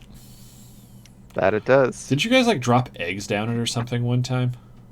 No, but when we had the cat living with us briefly, it almost got down the laundry chute, and they had to like grab it because it was trying to get down there, and that would not have been good. Alright, that's weird. So Yeah, I think they've only like dropped some socks and stuff down it. It's okay, I not thought for super some reason useful. someone said someone dropped an egg down it. I probably just misheard Not because that I'm I'm crazy. aware of. I mean, maybe they did it while I was hanging out in my room, but But all right, I mean, even though your answer was weird and wrong and weird, I think you gave thought out reasons for why you'd want to live in this haunted spook forest. yeah. I Th- mean, like, for me too, like, I'm a person who really likes the aesthetic of spooky places, and especially the aesthetic of, like, places that are simultaneously cute and spooky, and I think this does that. So, Oh, this one ended up being a lot harder for me because I tried to put my mindset of not like being like someone from the world, but like being me, like if I had to move there. yeah. And basically all of them I was just like, there's no internet, this sucks. So like the two that I was like I could deal with it, one would be the world of the Metal Gear Solid universe, which Mhm. is effectively just our world today, but with more insaner wars far away from where I live and with better technology for consumers. But you're picking a specific location from the game, though, right? New York Don't you City. have to be in the war zone? I'm picking New York City. Is that a place you go in the game? That is the entire place of Metal Gear Solid 2. Okay, well, there you go then. Um, that Station Square from Sonic Adventure Battle is probably also fine. Yeah, I would agree. That's a cool little city. I would just have to worry about like chaos possibly showing up, Hmm. but I But feel like I the would not. talking hedgehogs will come and deal with it for you. Yeah, so I think that would probably be okay. Because like I started down the list of like all of the games that I like, and all of the games that I like are worlds I would not want to live in. Hmm. Like my favorite game, The Witcher. I'm like, would I? No. I think probably the closest I came to like video gamey world would be like maybe in the Elder Scrolls. Hmm. Living in Cyrodiil would probably Yeah. be okay. Unless the player character is also living there. Well, if it's my player character, I'll be fine. Oh, because your player character is not a criminal lunatic who's running around stealing and doing what they want.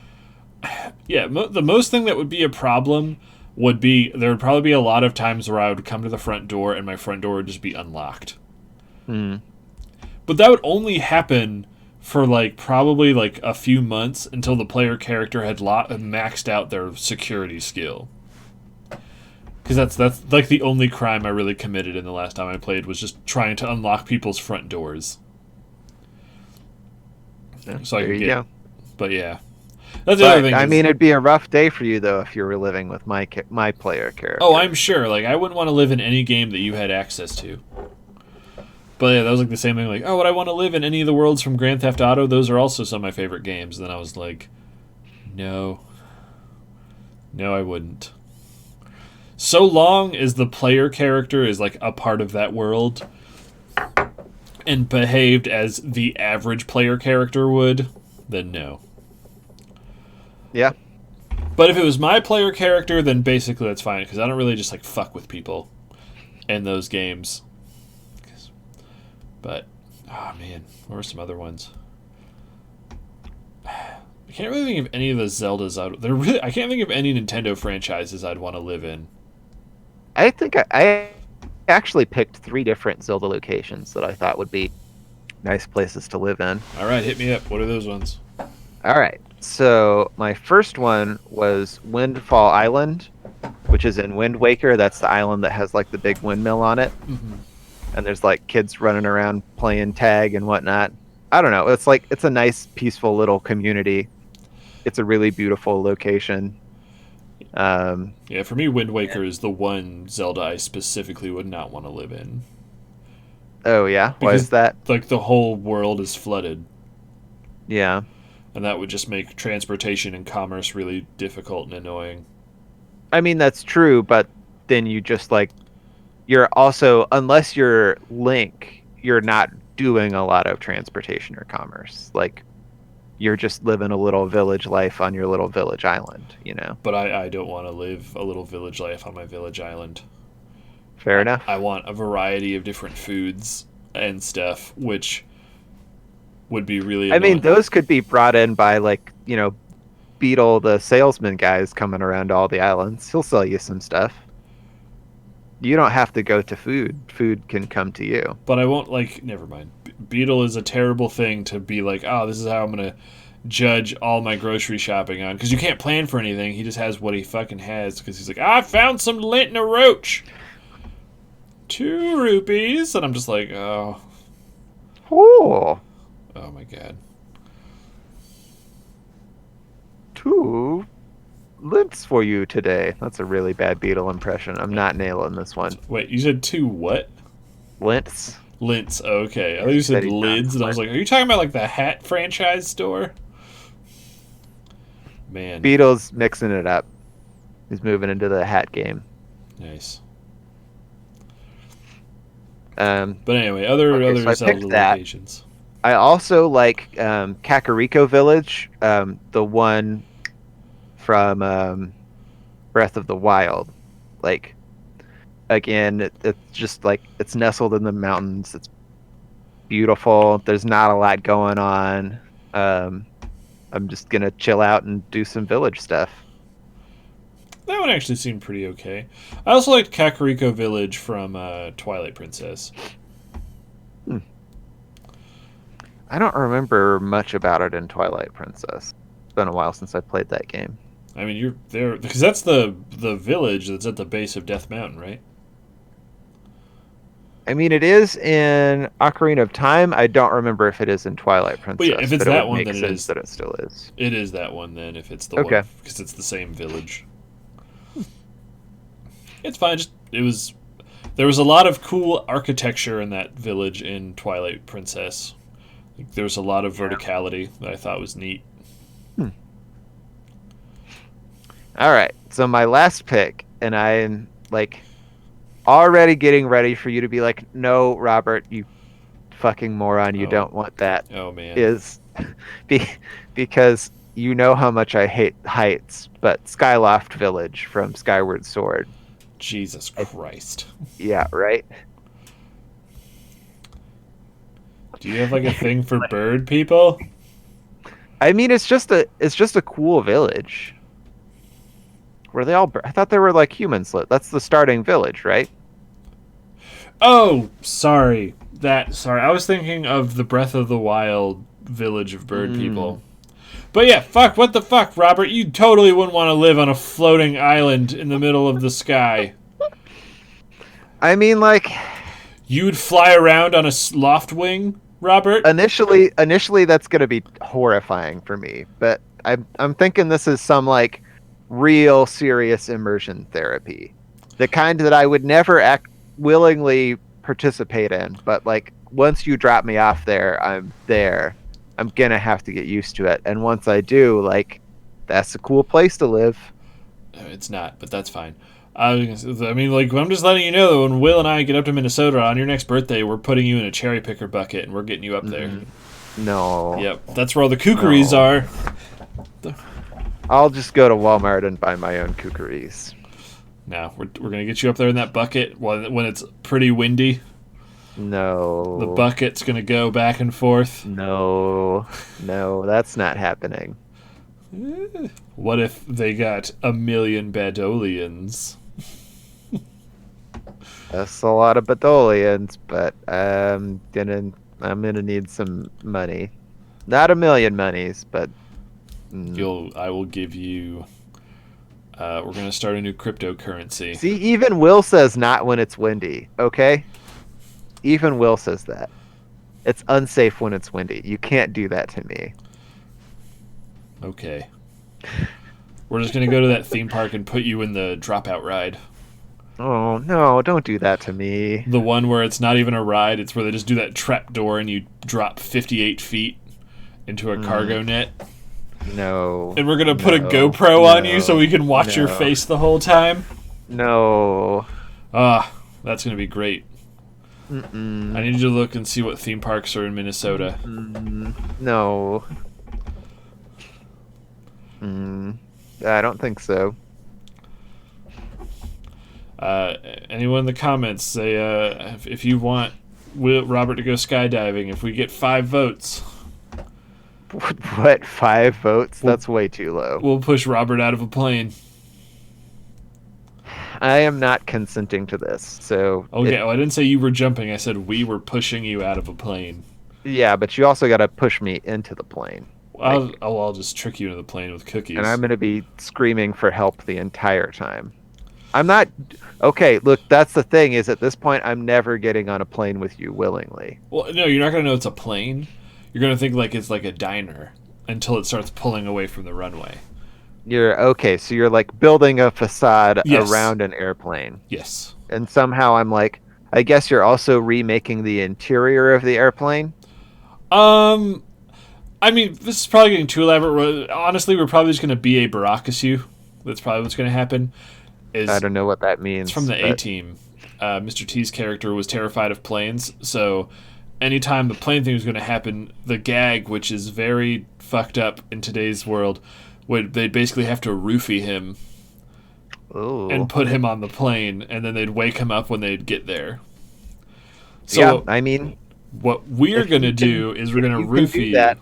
I'll be mad at you, but I Could- guess if that's the route you want to go down, Could you imagine coming out of a deep sleep to find yourself tumbling tens of thousands of feet above the ground?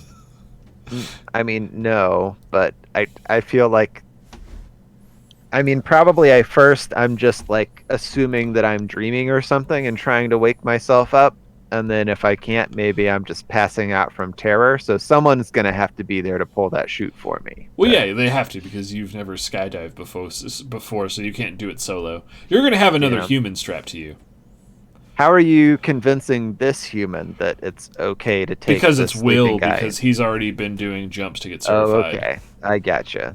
All right. I mean, if you guys want to do all of that setup, then I mean, I'm still going to be mad at you, but I can't stop you. So Okay.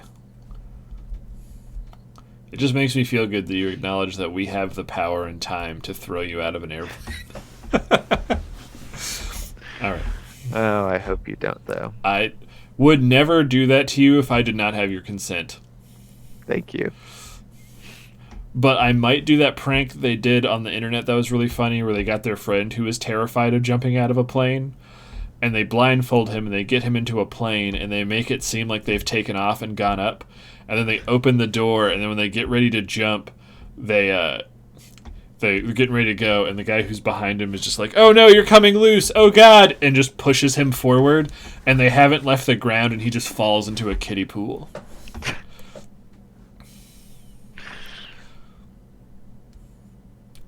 I mean, I hope you don't do that to me either. But I'm not saying there is a 0% chance that will happen.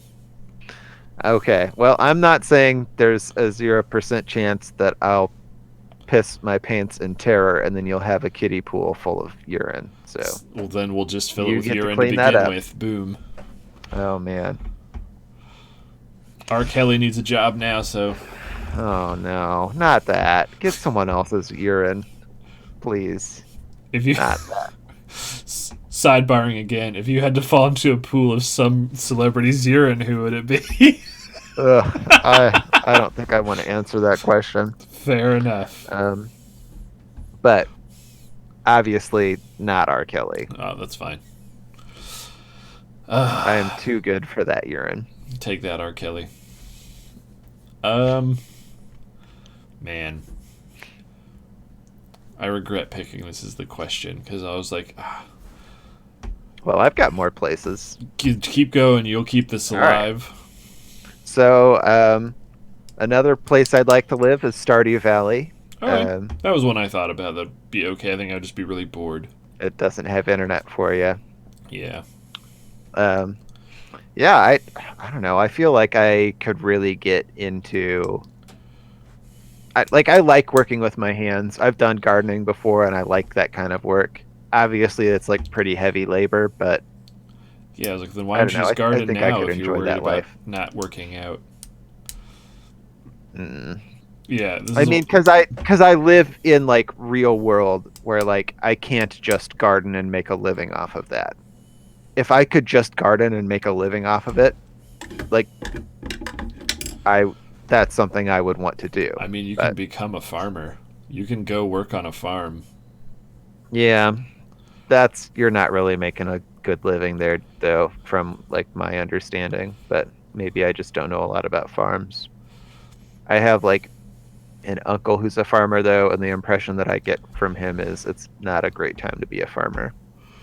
Probably not.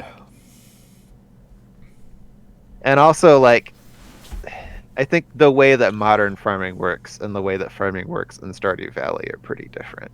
Like, now you're using a bunch of big old machines and, doing, like, massive acres of stuff, whereas, like, in Stardew Valley world, you're really there working with your hands, And for me, it's that, like, hands-on interaction that I really enjoy. Fair enough. So my next pick actually does have internet. Yeah. And it's a place you would have never thought of because you haven't played these games. But it's Planeptune from the Hyperdimension Neptunia series. There are like 4 big cities in the main dimension of the Neptunia world, where like all of the cities are ruled over by the different goddesses. Planeptune is Neptune's area. So like I don't know, it's a cool city. There's lots of weird goofy shit going on. It would be like funny to like open the newspaper and see like what dumb goofy hijinks God got into today. Like I don't know. I think it'd be a fun place to live. Okay. But what about all those barrels? I mean, that is from a different game that I also picked, though. I thought... Oh, that's right. Never mind. I thought Yeah. it was from a different game, but was also in the Neptunia games as a reference. Wait, what? What? Oh, no. The barrel thing is from the Atelier games. Yeah, I thought you said they were from that game, but were also in Neptunia, like as a reference. But I think I was thinking those were from the same developer. I mean, I would be mildly surprised if there wasn't a Neptunia reference to that somewhere, because those games reference like everything. But Gotcha. Well, my next one is also kind of a weird one, and it has very much the internet, probably the weirdest internet, and that's the Mega Man Battle Network games. I never played those. They I don't think I've were ever played any Mega Man games, actually. because I wouldn't want to live in like normal Mega Man world where there was like, yeah, we built all these robots, gave them sentience, and oh shit, they've all turned evil. Where the Mega Man Battle Network games take place in an entirely different world, and I think it's just our world. And the internet is just like basically like a three-dimensional physical place you can go with your personal avatar, your net navigator, who's like your lifelong best friend, who's like a Pokemon but doesn't die and just wants to hang out and do stuff. And there's the internet, and that's great. Everything's, and you can jack into things, and you can yell "I'm jacking in public, and no one gets weirded out by it. And Would that make you happy to be able to scream "I'm jacking in public"? Sometimes. Yeah, and then you could just make Mickey Mouse noises for like an hour. Yeah. I'm assuming that's how long Mickey Mouse edges for. It's not long enough. He's a poser. Thinking, how long are you thinking? I mean, if you're gonna edge like a true hero, you're gonna edge for a few days. Oh, wow. Like That's Sting pretty from impressive. the Police. That's some real stamina. Well, you're not. It's not like for 48 hours straight. I mean, isn't that like the point of edging, though, is you're just like keeping yourself on the edge for that whole time? Am I misunderstanding what No, the it point is, of but you can edging like is? edge and then go to bed having not like come, and then you still have that feeling, and then you can pick it up again when you wake up. It's edging is just the feeling of pleasure of not ejaculating. Huh. Okay. I guess I'd assumed you were just like going the whole time. I misunderstood this whole concept. We're all learning today. Horrible, horrible things about Mickey Mouse. But yeah, and then the other thing, it's like you never know what like objects in the real world are connected to the internet in Mega Man, because that's like one of the fun things. You just have a jack in button, and you just run around the world bumping into physics objects, like just slamming that button, and there will always be like a little handful of like there'll be like a Buddha statue, and you'll be like, whoa, I found a USB port in this statue. Boop. And then you get to go into the digi-space of that statue. That does sound pretty neat. And I was just like, oh man, that'd be cool. But I have so many questions about how porn works in that world. Like, does your net navi turn into the porn? Or are they watching the porn with you? I mean, I never played the game, so I feel like... I mean, they never address it in the game, so... Yeah. And the other thing would be, like, if you had a net navi who is, like, really judgy, so if you're like, hey... Because, like, that's who Mega Man in that universe is, the main character's net navi. And the character's name is Lan.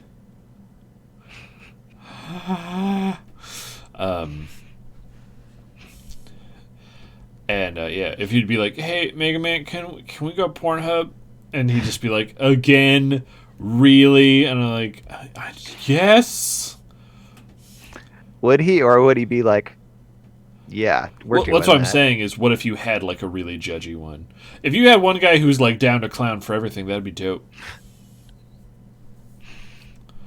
Also, I think you have to always have... Nope, never mind. I was going to say, I think you always have to have a net navi that's your gender. But then I just realized how violently wrong I was. Yeah, I mean, that's I guess like even I don't know. You probably get used to it if you like always have to be around your net navy, then that's just like something that humans and net navies get used to. You know, like there's things that you wouldn't think that you can acclimate to and they feel normal, but then like it can happen. Like when I was taking life drawing, you know, like the first day you go into a life drawing class and there's just like a naked person sitting in the middle of a group of like 30 college students who are all in a circle around them drawing them. Mm-hmm. You're like, this is weird, but then like a week later it's just totally normal, you know. So I think maybe if you always have your net navy there when you're headed off to the hub, like maybe it feels normal. I think it's funny the way you word it because the hub is a place in Mega Man. So I like the idea of people in the game calling it the hub, but with quotes. I also think it would make using Reddit on the toilet really awkward. Like you're just like social media, and then someone's just talking to you while you're pooping. Yeah. Be like, stop that. I don't know. Do you got any other places you'd want to live? Yeah, I think I picked a couple of others. So, one place that I wanted to live and to quickly die is Sweet Sweet Canyon from from Mario Kart. I don't want to live like on the track, but I want to live in like that place that's just made out of candy. Oh, the food is probably super gross though. Why?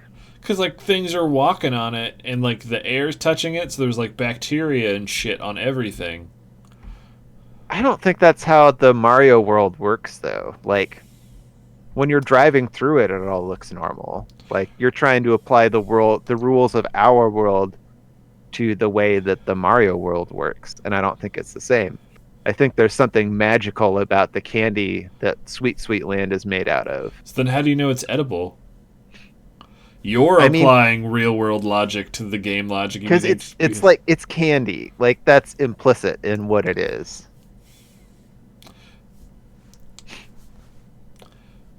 But it's not about implicity, it's about explicitity. Like what if it's just a mutation designed to trick people into eating it? And then you're pregnant. This isn't fair though if you can just throw out what ifs at me. Like that was the whole point, is using our logic to be like, what would be a great place to live and what would not be. I mean that's true, but I just don't feel like this is a fair what if. Like that there's not like what bacteria. What if and the shit? candy of Sweet Sweet Land isn't actually candy? Or like, what if the candy of Sweet Sweet Land is all like not edible? I feel like that's going against the very idea of what Sweet Sweet Land Do you is. ever see anyone eating the candy in Sweet Sweet Land? I mean, no, but that's because everyone's riding go-karts around on it. But there's no one else on the sidelines eating it.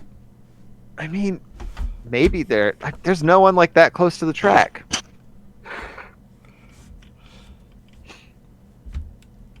There are plenty of tracks that have like seating next to it though, so Okay, I think the only way to like resolve this is to say is to go eat candy. If it's true that it's covered in bacteria, then you're right and I've made a wrong decision. But like I'm making the assumption in my picking this land that it's not true. Okay. So maybe I'm wrong, but I don't know. I want to go live in a place made out of edible candy. Well, I'm sorry you're getting tilted from reality, Robert. What world are we talking about? It's a video game. It's not reality. But that would be your reality. Made out of candy. It's a fantasy land made out of candy.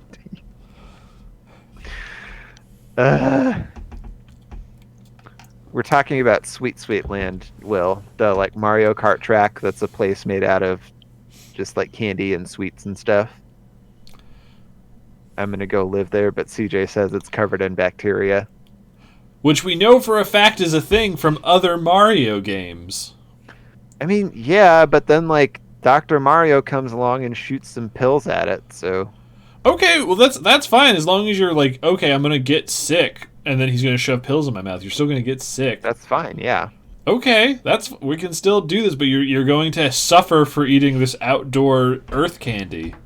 If there's bacteria all over it, which again has not been confirmed nor denied. Okay. All right. I'm taking a gamble. I want to eat some candy. Like, what specifically there do you want to eat that you couldn't just, like, get at a store? Why take this risk? Why risk the horrific diabetes? I mean, just to finish the job. But dying from diabetes is so slow. Yeah. I'd really rather get beaten to death by a Hatterene. The only way for a true man to die. I guess I need to just start looking at, like, cute animals that can kill me, and then We'll just buy one of those foxes from Russia. By the what? The domesticated foxes from Russia. I thought humans couldn't eat rare candy. I thought that was one of the things they talk about. Yeah, I don't think they can. At the very least, I don't think it would do anything for them. But yeah, what? Yeah, could you just endlessly eat a Vanillix? maybe. I mean, probably. Because we know that there are Pokemon that are at least partially edible. Like that Appleton that children rip the flesh off of. Oh my god.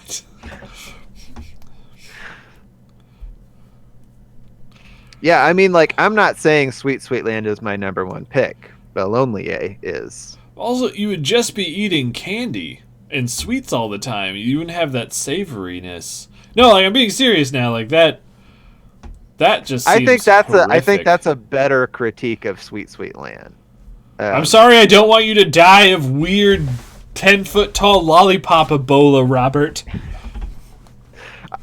Do you have any idea how many of the weird birds from Mario probably shit on all the food you're going to be trying to eat? I mean, you just look around. Okay, wait, no, those birds don't live in Sweet Sweet Land, though. They live in the, like, other parts of Mario World. They have to migrate. They're birds. No, they is no, the they air. don't. So you're. I mean, they are birds, but they live in Mario World. Like the climate's not changing there. Okay. Well, first of all, It doesn't have seasons. It just has different, like, regions that have different types of weather. But there are okay.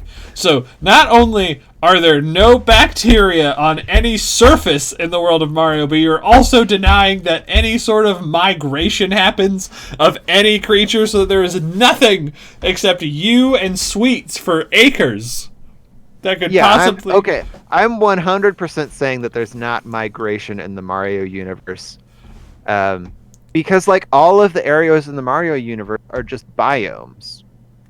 Yes, but there's not always migration, because there are animals that migrate in the Game Boy Advance game. They talk about it. That's how you get to the world of wherever.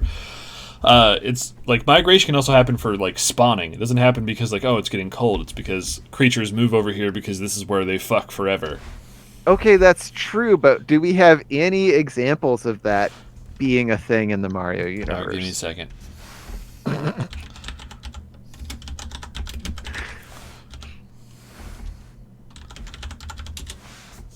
Also, Will, where did the question, can you get high off Goombas, come from? Why are Goombas the thing that you would think you're getting high off of in Mario World? Why not the mushrooms?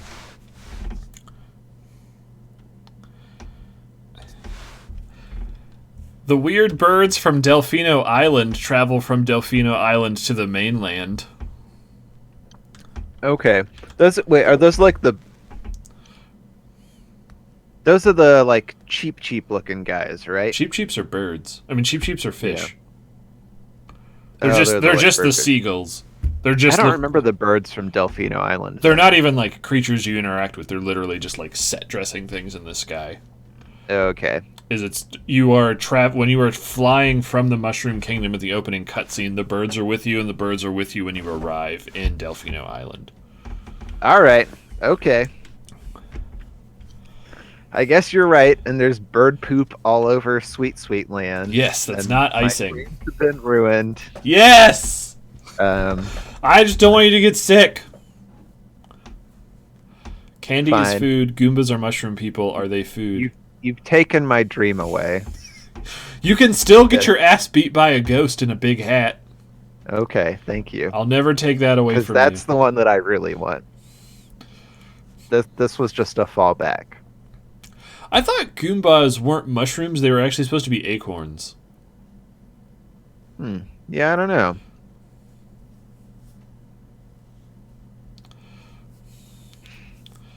I think we need more topics where we get to argue like this. This was fun. But Yeah, I just wouldn't want to It's live fun for you to anywhere shit on where that dream. food is like the landscape. Like fair enough. the Mario. I guess maybe I just want to go on vacation there. Can I go on vacation? Spend Yes. like a week just eating all of it, and it's actually candy this time, and it's not all toxic and covered in germs. I mean, if germs aren't a thing, then yeah, like I could see in the world of Mario, because like the gourmet land that exists in Odysseys, there's probably a tourism industry that like branches off a part of the world to keep it clean, so people can just Willy Wonka inside of it.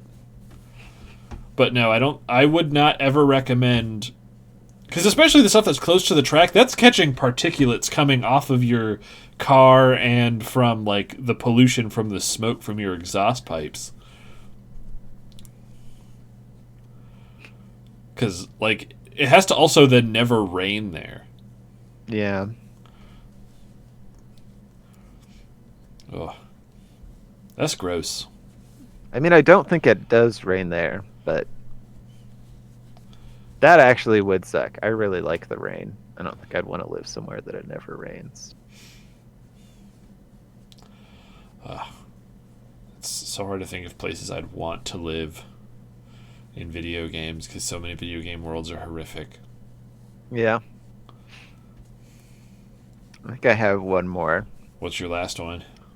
And This is how from can I another ruin it? game series that you haven't played, though, but I want to live in Kirchenbell, which is the main city from Atelier Sophie. Okay. It's Why do you just want to live there? It's a cute, quaint little city. The surrounding areas are pretty. The monsters are all super cute monsters. The people are all nice and friendly. That's a nice place to live. Nice. Would you want to live in any of the towns in Heartbeat? In what? Heartbeat?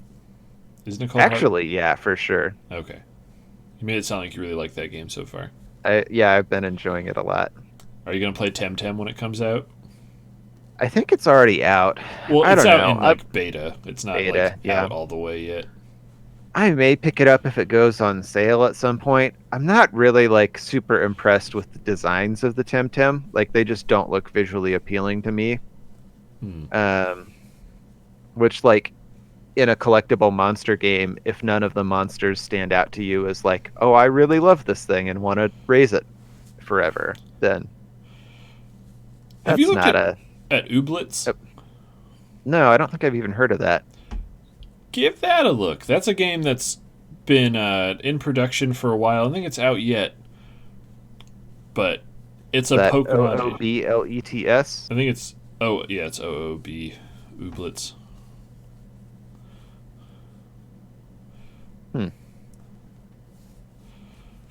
Yeah, coming out 2020. That game has had some hype around it for a while.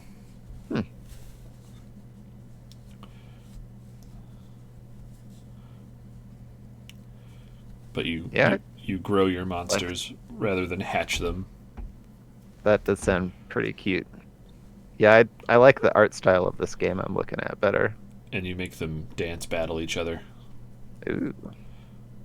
And they like all of your Ooblets are also always following behind you when you're running around. It looks pretty cute. That I'm is just pretty not dope. really into the monster collection battle game. Yeah. Yeah, I sort of like I'd thought about about pitching to you the idea of playing Temtem together on stream since it's multiplayer, but I had a suspicion that you would be 100% not interested. I would play it with you if you want to play it. I just don't have money to spend on that game. I know it's not a game I'd be super whatever. So if I were to get a copy of it from something, I would play it. But I'm not going to spend my money to play Temtem. Yeah, How is it multiplayer? It's an MMORPG. Oh, I didn't know that. At least, like, that's my understanding of it. Is that, like, yeah, while you're playing, you're seeing a bunch of other people who are also playing running around. Gotcha. Okay, well, I have my last one, which is sort of cheating, but it totally counts because there's video games of it. Is I would live in the major city of Fighting Foodons. Okay, what's drawing you to this city? Just because it's all about cooking and eating all the time. And you don't mind that every now and again there's a massive food running around Godzillaing everything up. Uh, that would be kind of annoying, but then after I know like it's killed, we get to eat it.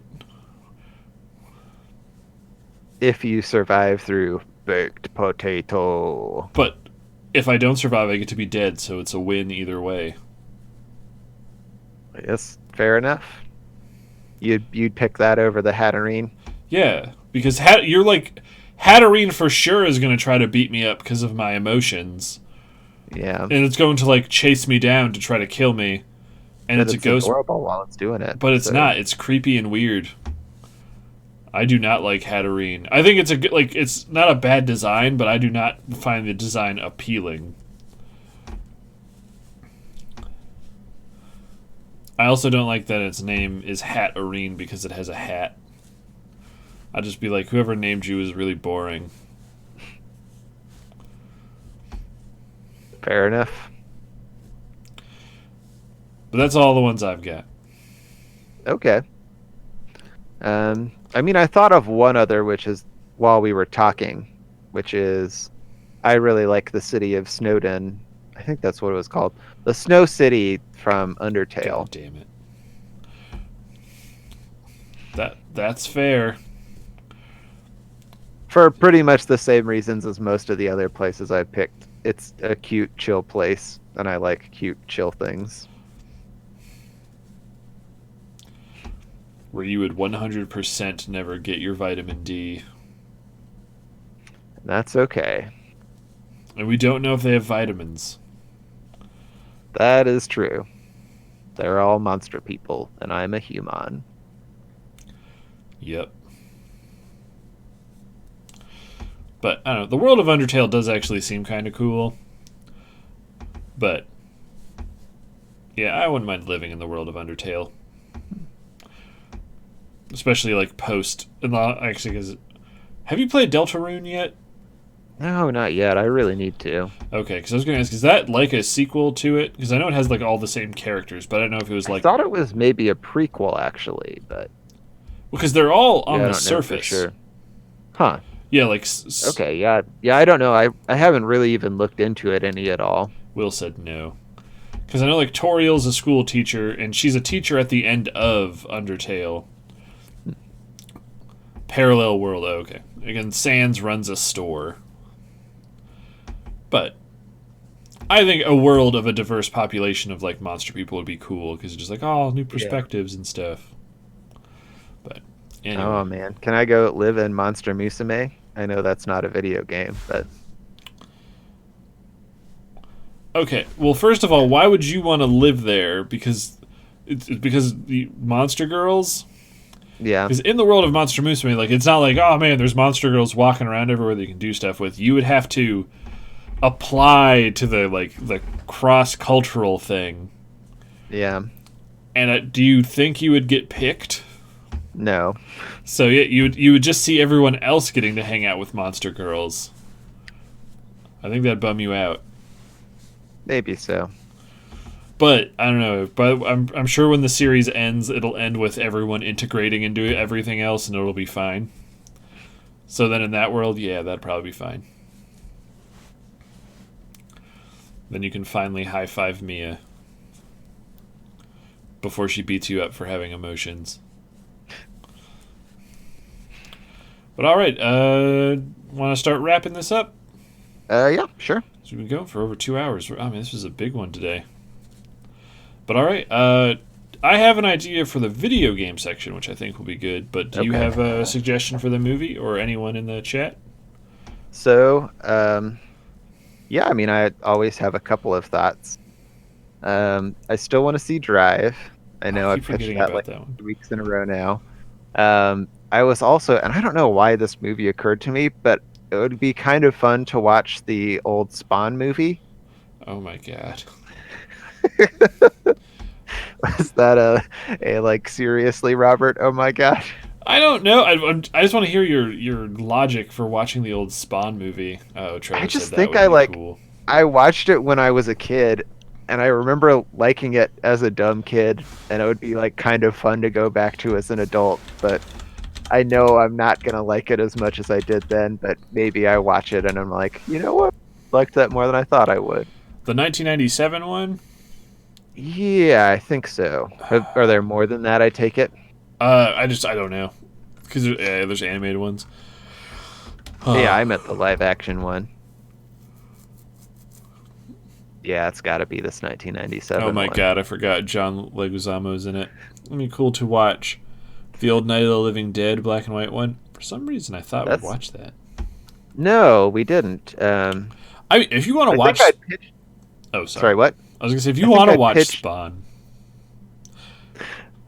I don't have how my. is Spawn? Sorry, that third one was me. Well, yeah. I think Spawn would be relevant because the thing I wanted to talk about for video games was either ideas or examples from actual video games of interesting death or dying mechanics. Okay. And since Spawn is like he gets lit on fire and turns into a demon, That would work. Man, I'm always down for a horror movie month. Trevor's talking my language here. oh man. It's so weird that Resident Evil 3 comes out in April, I know, it's like the spookiest they really didn't month. give it a lot of time between announcement and release, but I think that's pretty cool, honestly. Like, I kind of hate how long you have to wait for games sometimes. I'm just surprised it's not coming out in November. I mean, not November, in Hmm. October. Yeah, I mean, maybe Oh, it was that's how just the a thing. original was? Okay. Oh, Because Resident Evil 2 Remake came out in February, and I was like, oh, okay. But, so we want to watch Spawn? yeah, sounds fun. Alright, we'll talk about Spawn and then Death and Dying. They released in 1999. And let's see, I think Zero Gravity Theater might be wrapping up. Oh, I didn't mean to clip that. Oh well, I clicked the wrong button. They moved where all the buttons go. Hmm. Let's see, Needs of Dudes. Alright, well, I think we'll queue up for a raid. Then I'm praying. Say hi to him, but yeah, it's a good stream, and thank you again, Trevor, for that very gracious gift. I'm very excited to play that. For Alien 2 game, we'll play it again. But yeah, and I tomorrow also want that. will be the close of Dark Souls 3. Man. And then we'll play some of the Duck game that we got for the Humble Bundle for helping Australia. I think it'll be goofy fun times. Yeah. So until then, bye. Bye.